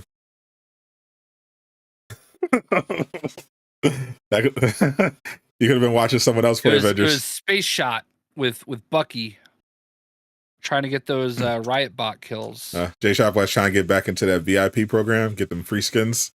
I don't know. I was in casual stream earlier, and AJ was there and didn't get acknowledged once, so I'm probably persona non grata over there. jayshockblast right now, basically. Notice me, senpai. Notice me. I didn't like actually say anything to him, so I guess maybe there's that. Maybe I'm just being sensitive. That definitely does sound like some white fragility right there. So that might be some white fragility. Is that what they were talking about? Is that what that is? Guess so. Is that what that is? So. That word salad. In his defense, he might have been like his mind might have been a little fried because Sadot told everybody he was playing without pants. So we had some bad. I did see that part, but I didn't know the context of the pants conversation. Yeah. So I'm still not wearing pants. Yeah. I just put on a shirt and a durag, and we go live. Just got monetized again, Sadot. Like you literally just got monetization back. They were just about to send you a silver durag, and this is what you do. I know that's safe. It's safe for YouTube. I'm not sure. I'm not, as long as I don't stand up, we're fine. I'm not breaking any rules. I'm breaking any rules here. Use your imagination. This just took a turn. Use your imagination. Was that our segue into Avengers for us not being an Avengers podcast? Oh yeah, I just noticed Avengers was in the title. Yeah, I was joking. That was our Avengers segue. I would have preferred to segue it by talking with a reference to Kate Bishop's feet, but we're in that new skin, but we're here. I mean, that's literally all there is. I just couldn't unsee that. So like when Miller posted that, I just saw like how weird the feet looked. So I had to like just respond with a little screen grab of her feet. I don't really care. I'm just saying it was funny. jayshockblast started something. As soon as that skin comes out, we're gonna have a lot of photo mode shots of Kate's feet. that's gonna be a thing. I already know. Yeah. I mean, but that's basically all. I mean, Casual Avenger did a whole PowerPoint presentation earlier today, if you didn't see, about how much he loves skins and wants Marvel's Avengers to give him more skins so that he can share his love of skins with the greater community. Like I said, it's their monetization strategy, bro. Like it makes no sense, and it bothers my brain because it's like that makes no economic sense at all. Yeah, at all. That's all, man. That's it seems literally like all. It seems like the writing's on the wall. Go free to play, like full blown free to play, not like this Game Pass and PlayStation Plus nonsense. Just go free to play. You want to see something crazy? Look at the Xbox UK charts, which are like the only charts that seem to get posted anywhere. Look at the Xbox UK charts every week. Avengers is on it every week. Still free to play to this day. So just go free to play. Like, suck it up. Go free to play. You literally have nothing to lose. Like, what are you going to lose out of it? Nothing. You're just getting more people in there. Everybody that was going to buy the game has pretty much bought the game. It's still $40 on the PlayStation Store because I was lazy. I'm going to be honest. I was lazy today. I didn't want to go find my Avengers disc. And I'm like, it can't be more than $20, right? So I went in the PlayStation Store. It was $40. I'm like, no, not buying it. Because I was just gonna buy it digitally, so I could like just toss the disc and not even worry about it. But that's another story. Just go free to play, and that's why I say like you don't even have to make new content right now. Like you don't have to make a new operation or anything to sell right now. You can sell what you already have in the game. Like that's your quality content right there. That's the best content that the game has right there. The multiplayer stuff. That's a different animal, and it's like you're gonna need money and funding to fix that. I see feet flying up on the screen. How can you not like see what I see? Like I know it's a low quality screenshot, whatever. It's probably like that is some Rob Liefeld level feet, and if you know, you know. It looks like AI art generated that. Yeah. And he told him to like do a horror movie. I see it in the toe. The toe kind of looks like a flat, like a soft penis that's like curved for some reason. Yeah. No, that foot looks like what happens when the monster under the bed gets your foot at night. And when you don't cover your feet with the sheets, that's what happens. Like the right foot looks normal. The left foot, that's what. I think she combs her hair with that foot. Yeah, there are definitely some very noticeable.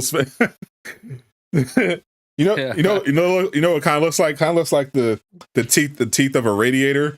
You know the vents of the vents of a radiator. Yeah. Like, and I'm sure the skin's gonna look great in game. It's whatever, but I couldn't unsee that. You know what I mean? So yeah, I did it for the meme. I did it for the lols. Hilarious, by the way. But like I said, it's Avengers. Jokes will be had at the game. I think I think the only reason to not go free, I think Miller alluded to this, is when he shot down the idea of them going free to play, is that he doesn't think whoever is still steering this sinking ship wants to save it. They just are done. They're ready to move on. We had that surprise announcement that Amazon Games is partnering with Crystal Dynamics for the new Tomb Raider game.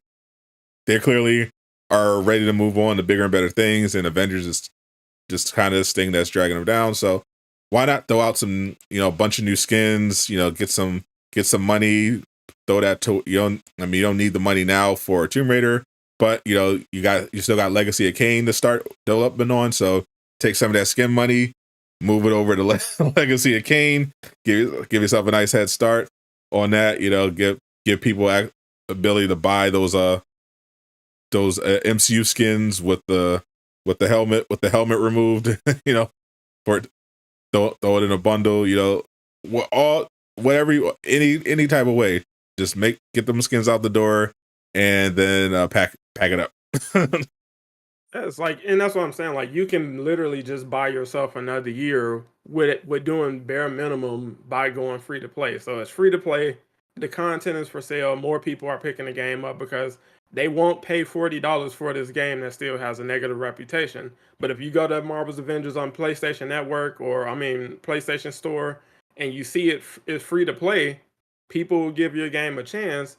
And again, it's 2022. Every game sells content. You want to play an expansion of something like that, you have to pay for it. And then for a game that modeled itself after Destiny, it's like, how did you get the monetization so wrong? Like, Destiny doesn't play when it comes to money, bro. They do not. If you want to play the old stuff, you got to pay for that stuff. We don't care if you just showed up, and we don't care. Pay for this stuff. We worked hard on it. Pay for the content. It's pretty much that simple. Yeah. And again, like, you can work on more stuff. The stuff that people are asking for isn't super complex. You already take 6 months to crank out a hero. Do that. Just do that. It takes you a while to get new enemies into the game. Work on new enemies in that time frame. So it's like you don't have to reinvent the wheel the game can creak along as it is. You obviously they're raring to go with skins, so it's like you got skins galore, prep going for weeks into the next year. Just sell the content that you already have, go free to play, expand your player base, and give them some promise of a future beyond next year.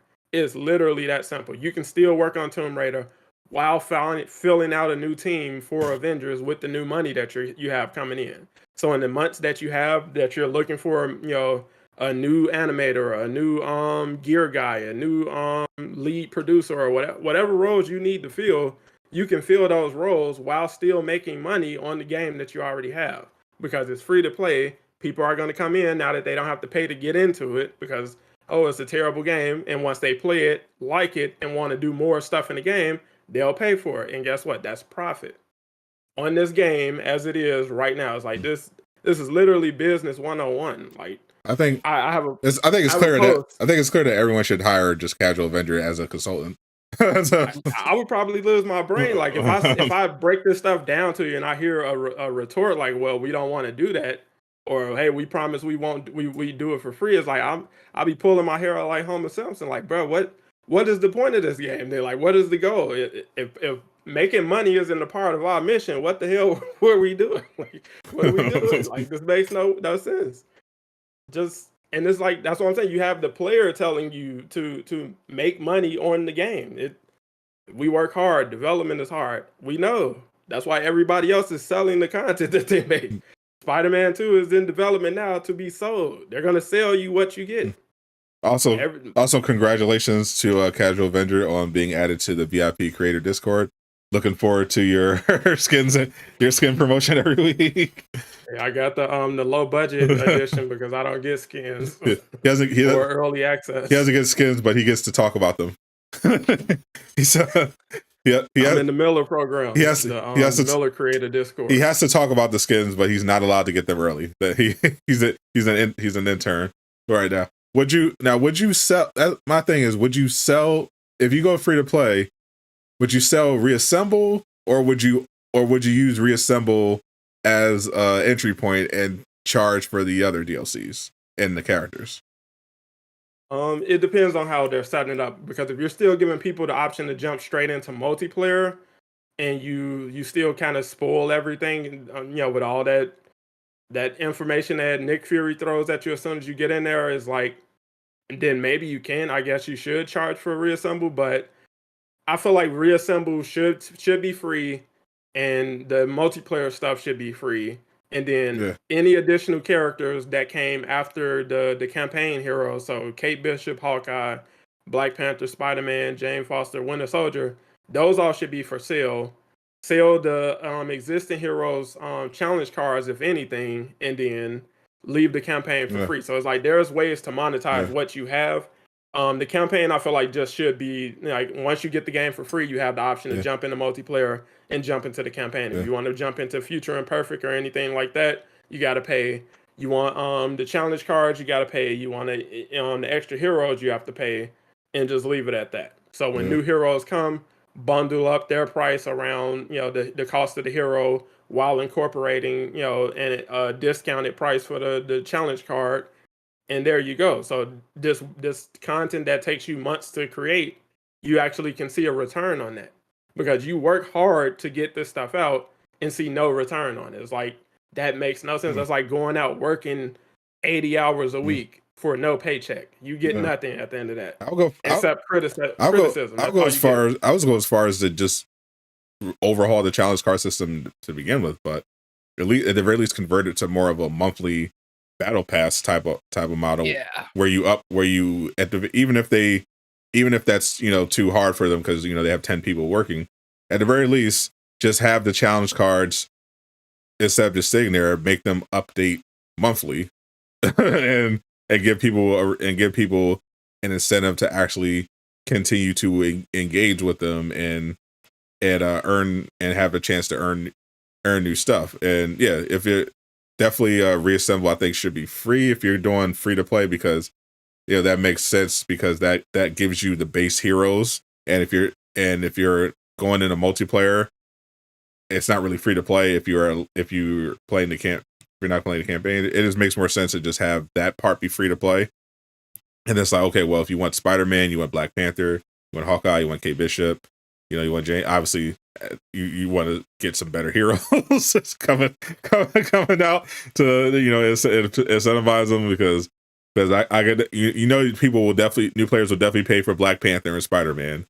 Jane Foster, maybe Kate Bishop, Hawkeye definitely, but maybe some of the other ones not as much. But if you're making money at that point, then it's like, okay, well, now we can afford to do a Doctor Strange, we can afford to do a Scarlet Witch or a Vision or an Ant-Man, and then that's bringing more attention because then people are, Captain Marvel even still is pretty popular, and that's in the pipeline now. Maybe you have more money to put towards that Kree invasion instead of making it a boss battle with Monica in an exosuit with the Kree logo. Now you can maybe have a Kree Sentry battle, or a full Kree enemy faction and different locations and what have you, kind of like what Miller was giving us visions of way back in 2020 of being potentially being in space and everything like that. Now people has way lower expectations for what a potential Kree invasion is going to look like. It's crazy because I go back to Marvel Strike Force and like when they come out with a new character, it's like a minimum $50 entry level like fee to get a new character in Strike Force. Like if you want to unlock that character, they have bundles that are $50. It's insane. Like right now I could go into Strike Force and I can't remember the name of the character. It's like some like total minor character that's like hold on. But then they just add Red Hulk or something. Red Hulk is sort of a free character, but you just have to have like some Nemesis. That's who they just added. Freaking the Son of Apocalypse, Nemesis. Like bare minimum $50 to get him. Red Hulk, you unlock by doing these like really difficult challenges that require you to have like 5 of their other premium characters like ranked very high. You know what I mean? And that's the type of thing they do for their free characters is they make you have to have like 5 premium characters in order to unlock the free one. And people complain about having to pay $14 for MCU skins and Avengers. Like the first skin that ever came out in Marvel Strike Force was Elektra, and it was $50 to get it. Check this out, Jay. I know you are one of the OGs when it came to Marvel heroes. Yeah. Did you have to pay for heroes in that game? Like, yes, every single one of them. Didn't know. Like you would get like 2 or 3 at the start for free, and then there would be events where you could earn basically enough currency to get certain characters for free. But like whenever a new character came out, it was like $20, and you got like an extra costume with it, and like it was a good deal. I thought it was pretty good. You know what I mean? Yeah, and that's what I'm saying. Like it's you pay for content, bro. It's 2020, so it's like you already are offering free credits on the challenge card. So if you want to continue to do something like that, you can. But at the very least, sell the content that takes the most time to develop. It makes no sense to spend over a year developing something like the War for Wakanda, and then just give that away completely free. And then now you're like, how do we keep the lights on? We need to expand the team, but we don't have money to do all of this. Where can we get money? Sell the content. Like you literally have. You get what I'm saying? It's like I just don't get it, man. Like it makes no sense. I mean, there were lots of ways you could grind to get free characters, but like if you wanted the character day one, you just paid for the character. And if they're charging for content, now they can also offer more ways to earn credits because there's more money. There'd be more money coming in, so that would incentivize people to grind. You do the monthly, make the challenge cards monthly, and then let people earn credits. Right? Because currently, right now, whenever a new hero drops with a challenge card, you'll get any credits unless you throw down 1,000 credits to unlock the premium track on the challenge card. And Bro, to get this game on track, I would be green lighting the sale of early access to upcoming heroes. So if you pay, Bucky came out the November 29th. You could have been playing Bucky back in August if you're willing to pay for it. Like you can play him in a harm room for a bit if you're willing to pay for it. You can level him up a little bit in there and all of that good stuff for like a weekend or something like that. Whatever. You get what I'm saying? Is like there are so many ways you can monetize a IP like this, and we're doing none of it. Like we're literally just selling skins, and it's like it's funny. One of the things that always drives me nuts is something that Scott says in chat. Mobile games always charge a lot for stuff, and people just accept it. Like, oh, it's a mobile game. Oh, it's a free-to-play game. Yeah, of course you have to buy it. You know what I mean? But the second Marvel's Avengers tries to like sell a booster, it's like, you liar. Yeah, well, it's like that's what I'm saying. That nonsense is going to come regardless. So just communicate. Hey guys, we know we said you get content for free. We can't afford to keep doing that if you want the game to live. So we have to sell you the content that we have. We're going free to play. This is going to be for sale. If you already have this stuff, don't worry about it. But whatever comes next, you will be asked to pay for that stuff. Yeah. Again, we enjoy having you as a customer. We're looking forward to you. Yes, we're going to get pushback. It is what it is. Just tune that shit out just like we tune out everything else. Exactly. And just keep it moving. Because let's be honest, they're going to, if they did the casual Avenger Sadot the Gamer monetization overhaul plan, we know exactly how it would play out. All the shills will be on board. The people who don't even play the game, who whine about $14 skins, are gonna make Reddit posts bitching about it, and then most people in the middle are be like, I'll gladly pay for it if it's good quality. That'll be where they're at. As soon as they roll this out, they'll get a bunch of new players who will have no connection. You know, we see those Reddit posts at least once a week. Like, oh, I just got Marvel's Avengers and I'm having fun. I don't understand what the hate is. We'll have a lot more. We'll have a lot more of those when it's fully free to play, and people will just pay for the content because they're new, they're wide eyed, and all the haters on Reddit will be overshadowed, and the game will actually be profitable. Yeah, it's like make the haters put their money where their mouth is. So if you really hate this game and you want to overly criticize the content, pay to play with them. So if you want to talk about how lazy it was with Bucky and stuff like that, are you willing to pay to do that? Are you willing to pay to get access to this character just to hate on it?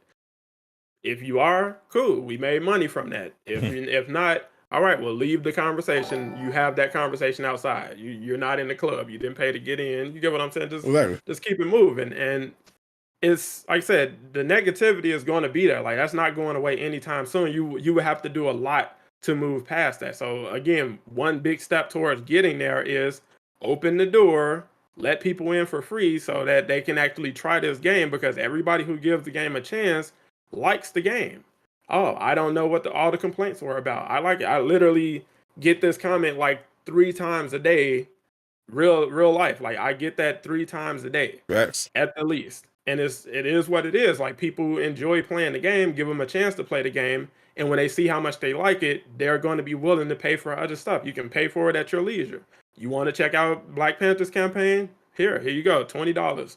We spent a lot of time on that. You got a lot of cutscenes, a lot of dialogue, a lot of you got 2 bosses in there. It's like, bro, you're offering a lot. Actually charge for it, and you can leave the multiplayer stuff free for the most part if you want to.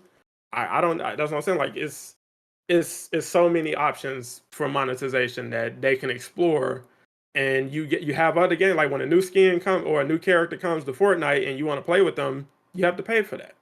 Yeah. Nobody is expecting new characters for free in Fortnite. Yeah, and those, even though they're mostly skins, they have other stuff that come with it, and people will have that Dragon Ball Z bundle. You want all that stuff. You're paying at least $50. Not. Just that's what I'm saying. All the negative criticism, they're just giving out echoes. They're just doing this. Pay or leave it alone. How committed are you to sticking around when you start having to pay for stuff? You get what I'm saying? Like, it's easy to stick around for free. You don't have any skin in the game. You're gonna get to play all this stuff for free.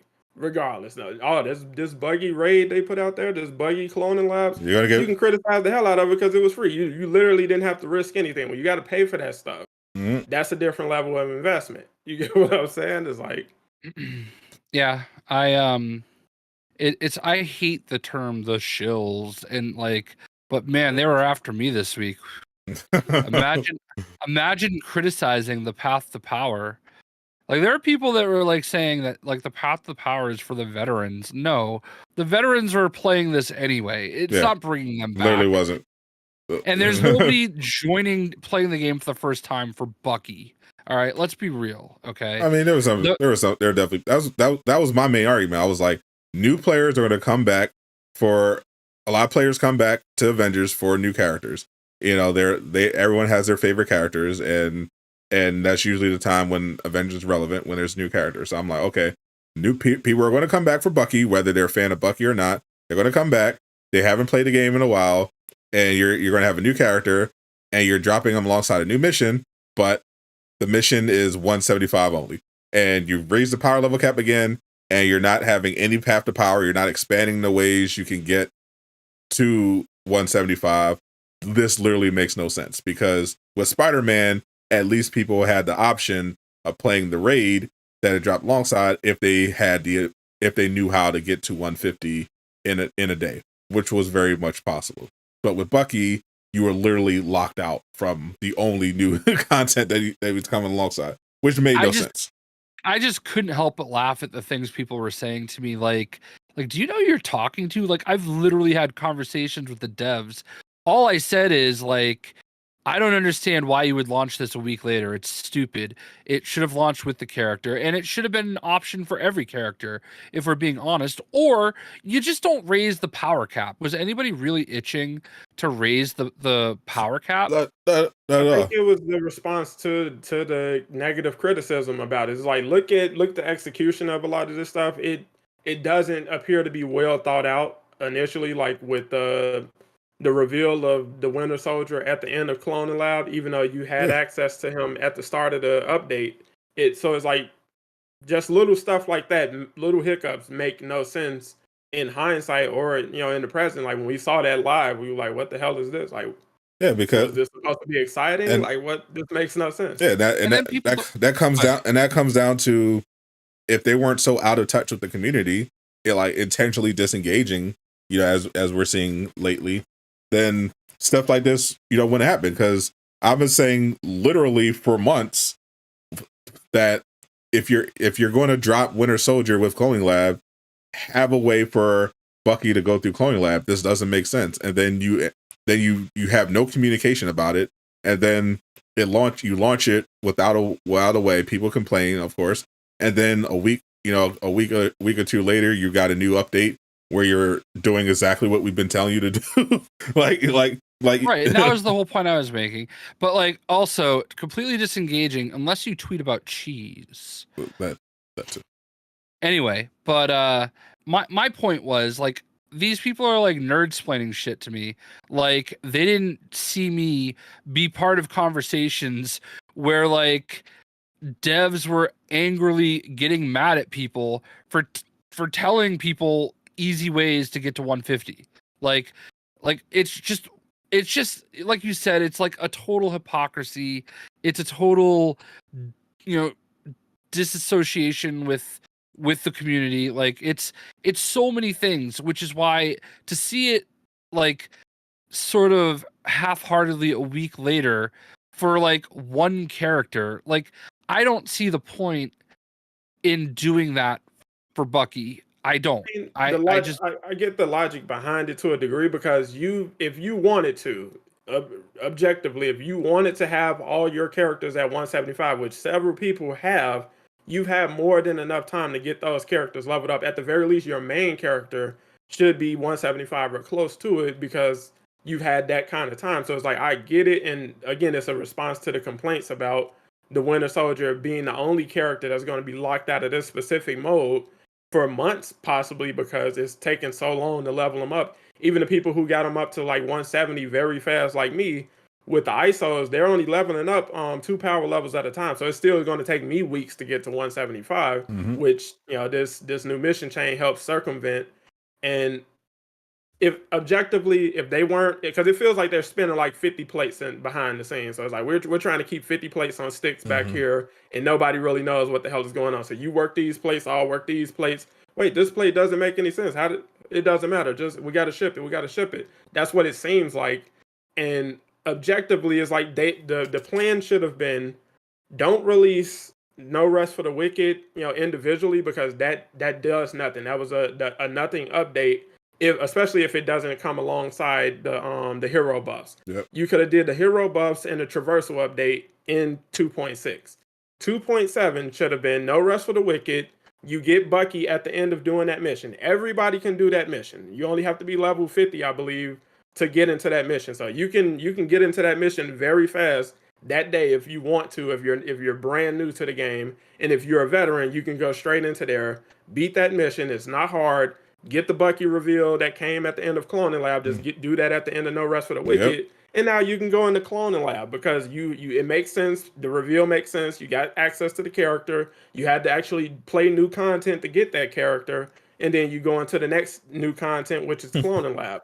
Just to make it packaged a little bit. It's still not great. You still got janky cutscenes and all of that stuff. It's still what you got. You didn't pay for it. So it's like, again, don't overly criticize it. But it's, in that order, it makes sense. So it's new mission, new villain sector, new hero, new in-game multiplayer content. And that's here you go, guys. See you next year. You get what I'm saying? Right, but my point was that like they were trying to make it sound like they were doing this for new players to have a path to 175. That's fine, but like do it for every character. Like why would you do it for one and not all of them at this point? The game's been out long enough. Yes, there are definitely people should definitely have characters there if they've played long enough. I only have one and I'm fine with that. Okay. But like let's be real here. If you really want people to advance, give them that path, make it a little difficult, make it so that you have to grind. Okay, don't make it like easy, but people have been complaining about having a path to that power level without having to do the raid forever. This is not like a new challenge. So to see them just throw it together after some of the conversations I've been privy to and their lack of respect for people's time, I feel like it just rubbed me the wrong way. And I just couldn't help but laugh at like the amount of people that nerd-splained things to me when they have no idea the conversations that I've seen. So anyway, that's how I feel. They don't know you're jayshockblast, damn it. I know. And that's fine. Nobody has to know who I am, but like it's just weird how like this motherfucker paid for Twitter. Yeah, absolutely. Oh man, my neck. No regrets. Like, they are open to the idea of doing that for other heroes, even though it's like, again, for veterans, like I'm all about the shortcut. So it's like whatever gets me there, quicker, whatever gets me through the content quicker, I'm with it. But yes, you are now going to have a tainted multiplayer pool to pull from when you are running in-game content, because the people who are getting there don't really have experience with that content. So leveling up is supposed to take place in the raid and in the OLTs, but now it's taking place outside of that. And then you have people who are showing up 175, and when players see other 175 players showing up, you assume there's experience there. And now you have people standing on buttons, you have people not knowing what to do in the raid, you have people not knowing what to do for the Cloning Lab puzzle, and you're going to have people frustrated, kicking other players out, snapping at each other and stuff like that, because you have this new player who took a shortcut with the grind to get into this content and doesn't know what the hell is going on. He probably doesn't have a mic, and it's just chaos. So it's like, what are we doing here? Because it's not all sunshine and rainbows with giving everybody a shorter path to the power. Which again, if you're like, I see people complaining about getting to 175, but also complaining about not wanting to play in-game content. So if you're not trying to play like Cloning Lab or the raid, why do you want to be 175? Why do you want to be 185? Yeah. Like, what is the point? Yeah, you don't need to be at all. I mean, that's why I saw people complaining about the shortcut to 175 on the mission chain. But I'm like, Well, it actually makes sense because I talked to Alex. You know, their concern consistently was that, at least that he brought up, was they didn't want to make it too easy to get max level because they recognize that there's going to be a unskilled player pool in matchmaking for this content. So this way, if you want to get through, if you want to get to 175 with Bucky, you either have to know what you're doing or get massively carried by someone who does, because it goes through, you know, all the a wide variety of content. And again, you have to know how to get Bucky to level 50. You know, you have to complete his mission, his heroic chain. You have to be able to complete Last Avenger Standing. You know, you have to be able to at least do vault missions. You have to do family reunion, and you have to do the rest for the wicked and the raid. Like, if you can get through all of that, then I feel like that's basically a proving ground. That's basically your proving ground. So you should be able to, if you can get through all of that, then you should be able to get to cloning labs as well. You know that you only have to do it once. So you one time. Still don't have the grind. Like, bro, we've been in that raid thousands of times at this point. Exactly, that's my point. So why not just do that for everybody? You know, make them go through that same path. I'm sorry. You're tainting the player pool. Like, if you just do that for everybody, now you don't necessarily have to know how to play with Captain America or Kamala. If you take that kind of shortcut route to get them to 175. And now you're in-game content where people are relying on you to know how to play with these characters. So then why do you want it with Winter Soldier then? I didn't ask for this. I'm just saying. No, I'm just saying. But like, that's my thing. Either do it for one. I get what you're saying. Or do it for all, or do it for none. You know what I mean? I thought I wanted it for Winter Soldier because of the decision that they made to make Cloning Lab 175 only. Like, they, at least for the raid, they offered an elite version and a normal version. So it was fine while they raised the power level cap. My thing is, if you're going to raise the power level cap and introduce a 175 only story mission and a new character alongside it, like, well, now this just is stupid. Like, ideally, they wouldn't have done that in the first place. They would have had a normal version of Cloning Lab, an elite version of Cloning Lab, and we wouldn't have needed this at all. But I still think they needed additional passive power. But my pitch wasn't, you know, a mission chain to make everyone go through it in a day. My thing was, okay, well, you have content sitting here that you can add superior rewards to. You have the Mega Hive, you have Last Avenger Standing. Use it. 100% agree. 100% agree. And that's why I just thought it was just dumb in general, like, to do it. Like, I don't agree with the power cap being raised either, to be fair. Like, I don't see the point. Like, I just don't. I don't think was there really a groundswell of people trying to get to a higher power cap? Well, it's a thing. It's a thing looters. Yeah, it's a thing looters do. And like, as someone who's gotten a lot more familiar with looters over the years, I understand what they're going for. It's just that Avengers started out as not a good looter and still to this day isn't a good looter, but they're trying to still have the trappings of a looter and to have those aspects of it.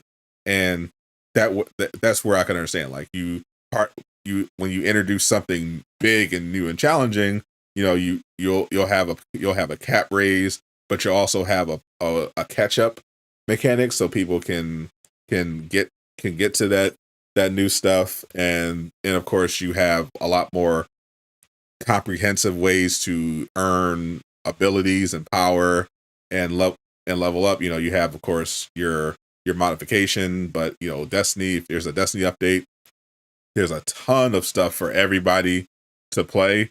And with Avengers, unfortunately, their updates, it's just the one thing.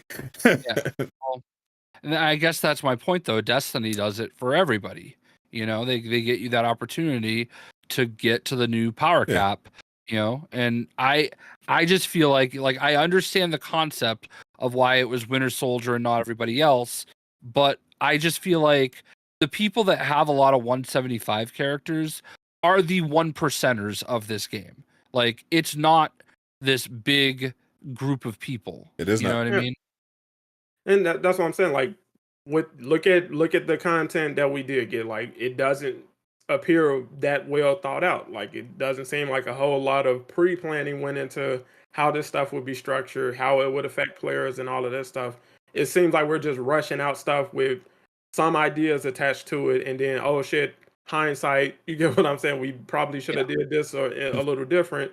All right, well, they're really complaining about Bucky. Let's slap this together by the next update, which, it's a mission change, so it didn't take long.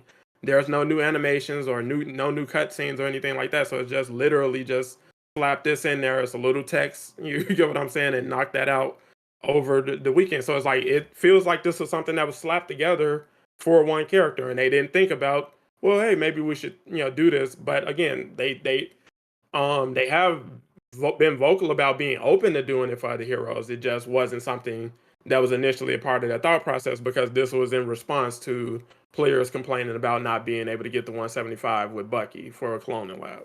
Yeah, and I just know from being a part of conversations how much it feels like they just wanted to drag people to get to 175.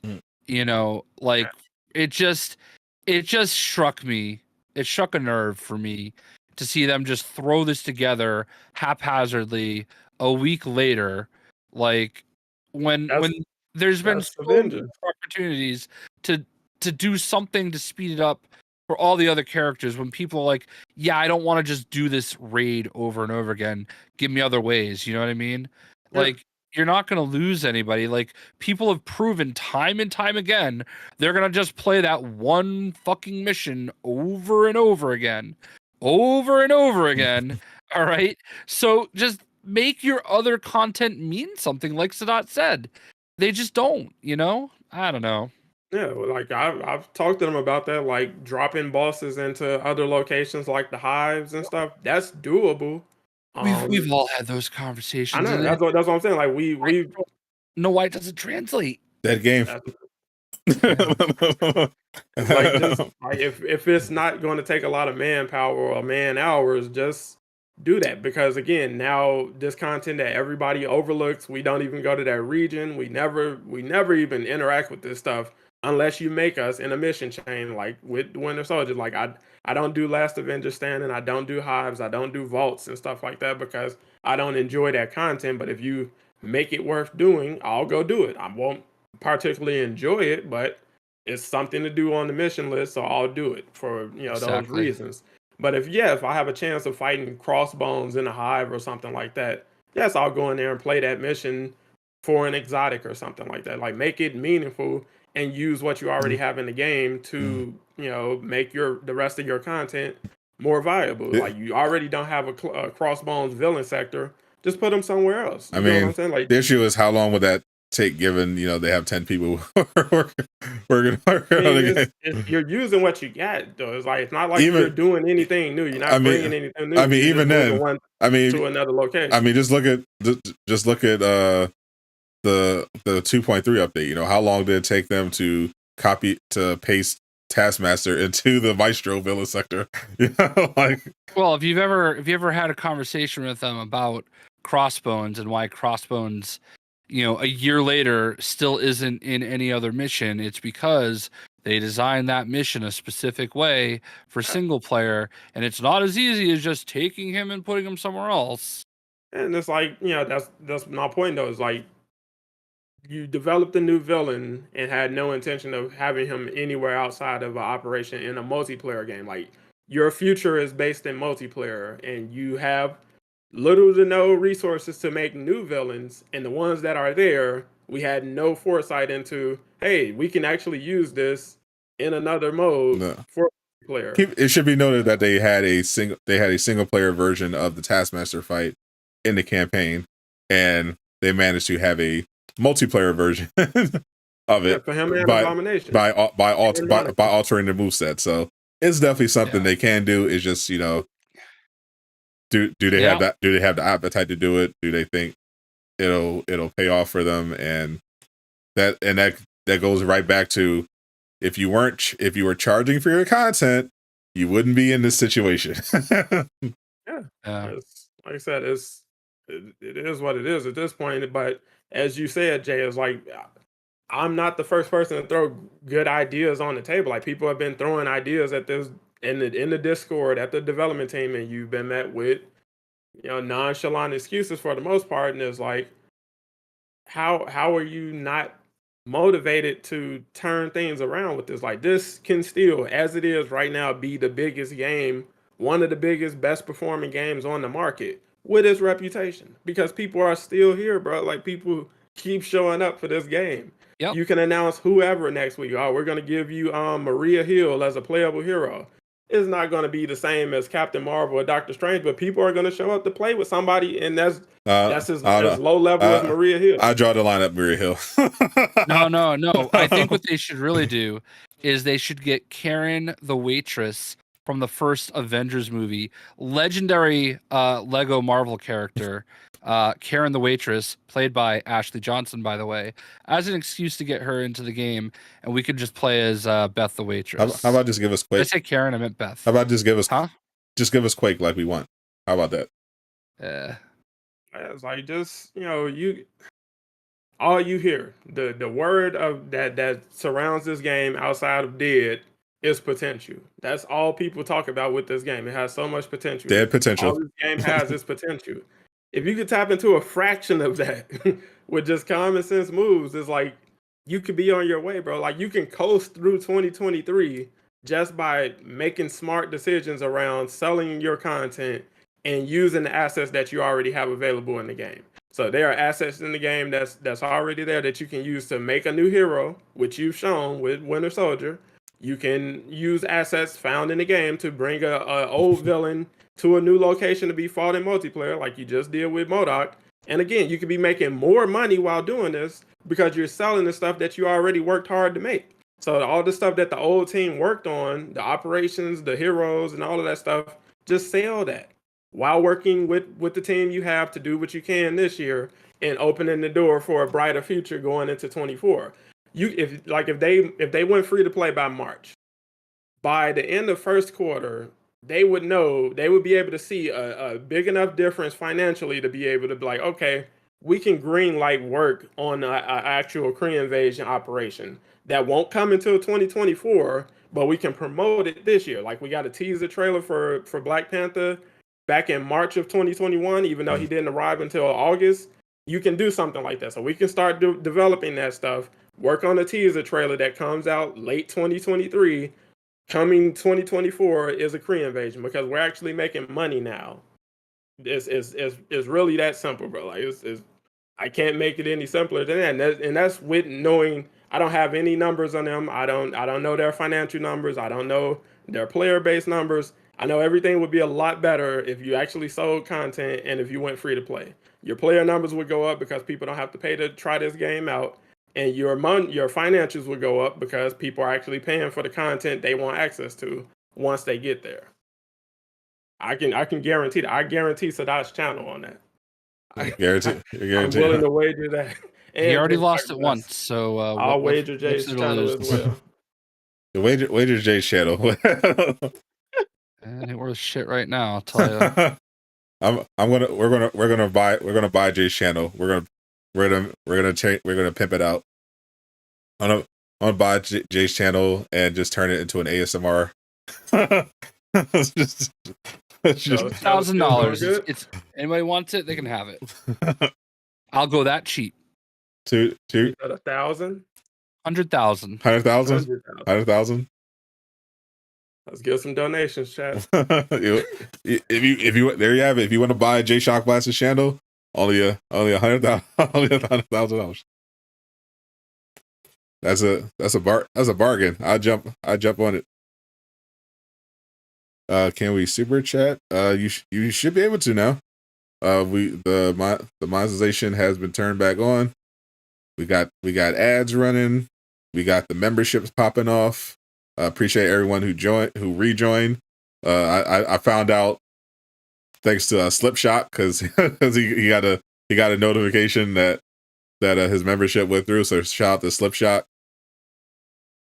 And it should be. You said you can't super chat. That might just be maybe that's just a YouTube thing. But at least we got the memberships and the ads back on.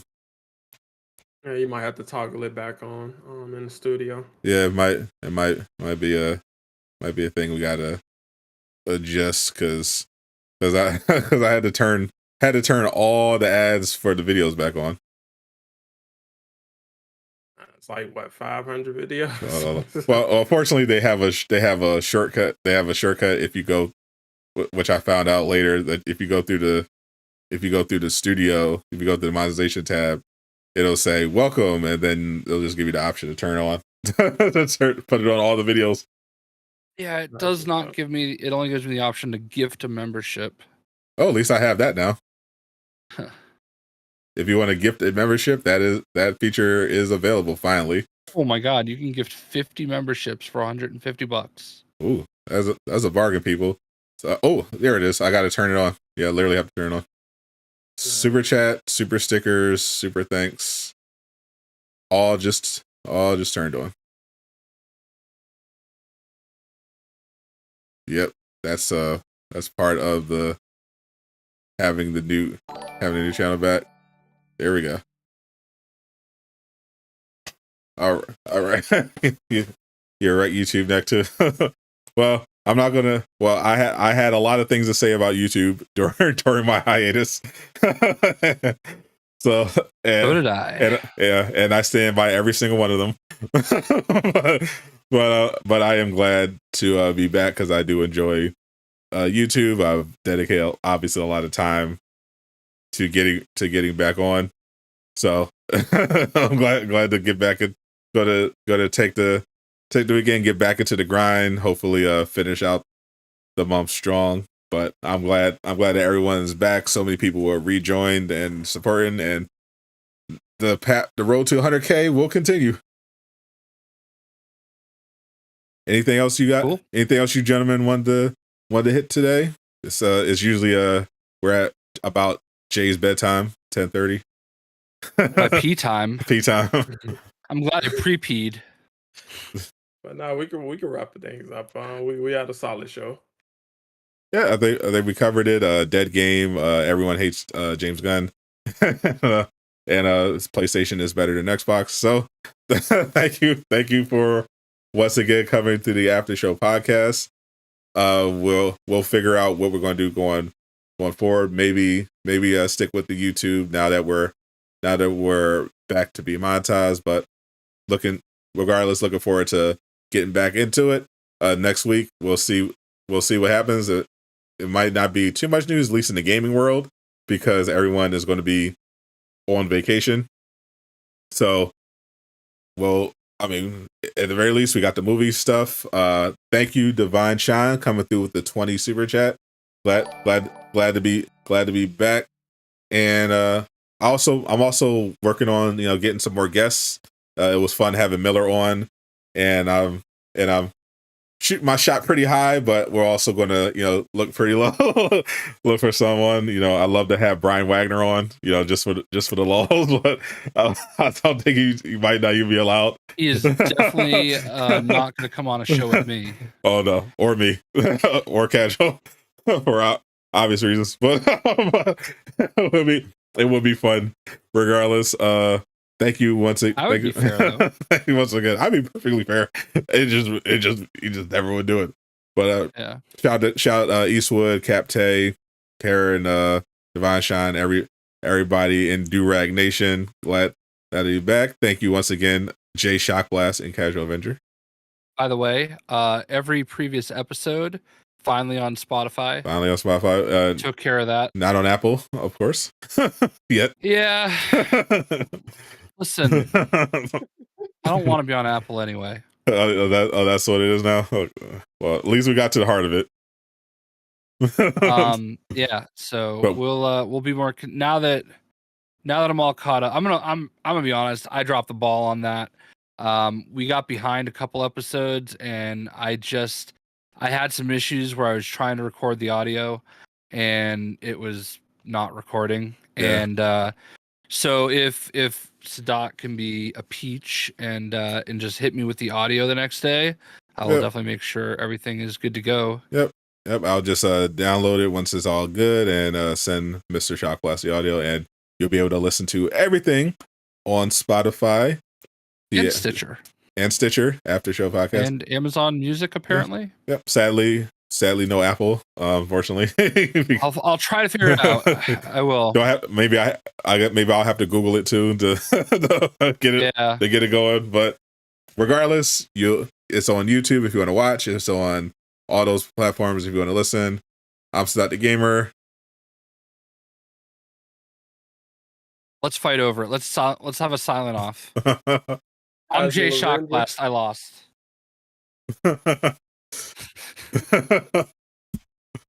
He's laughing. The casual Avenger. Hey. Zip it up and zip it out.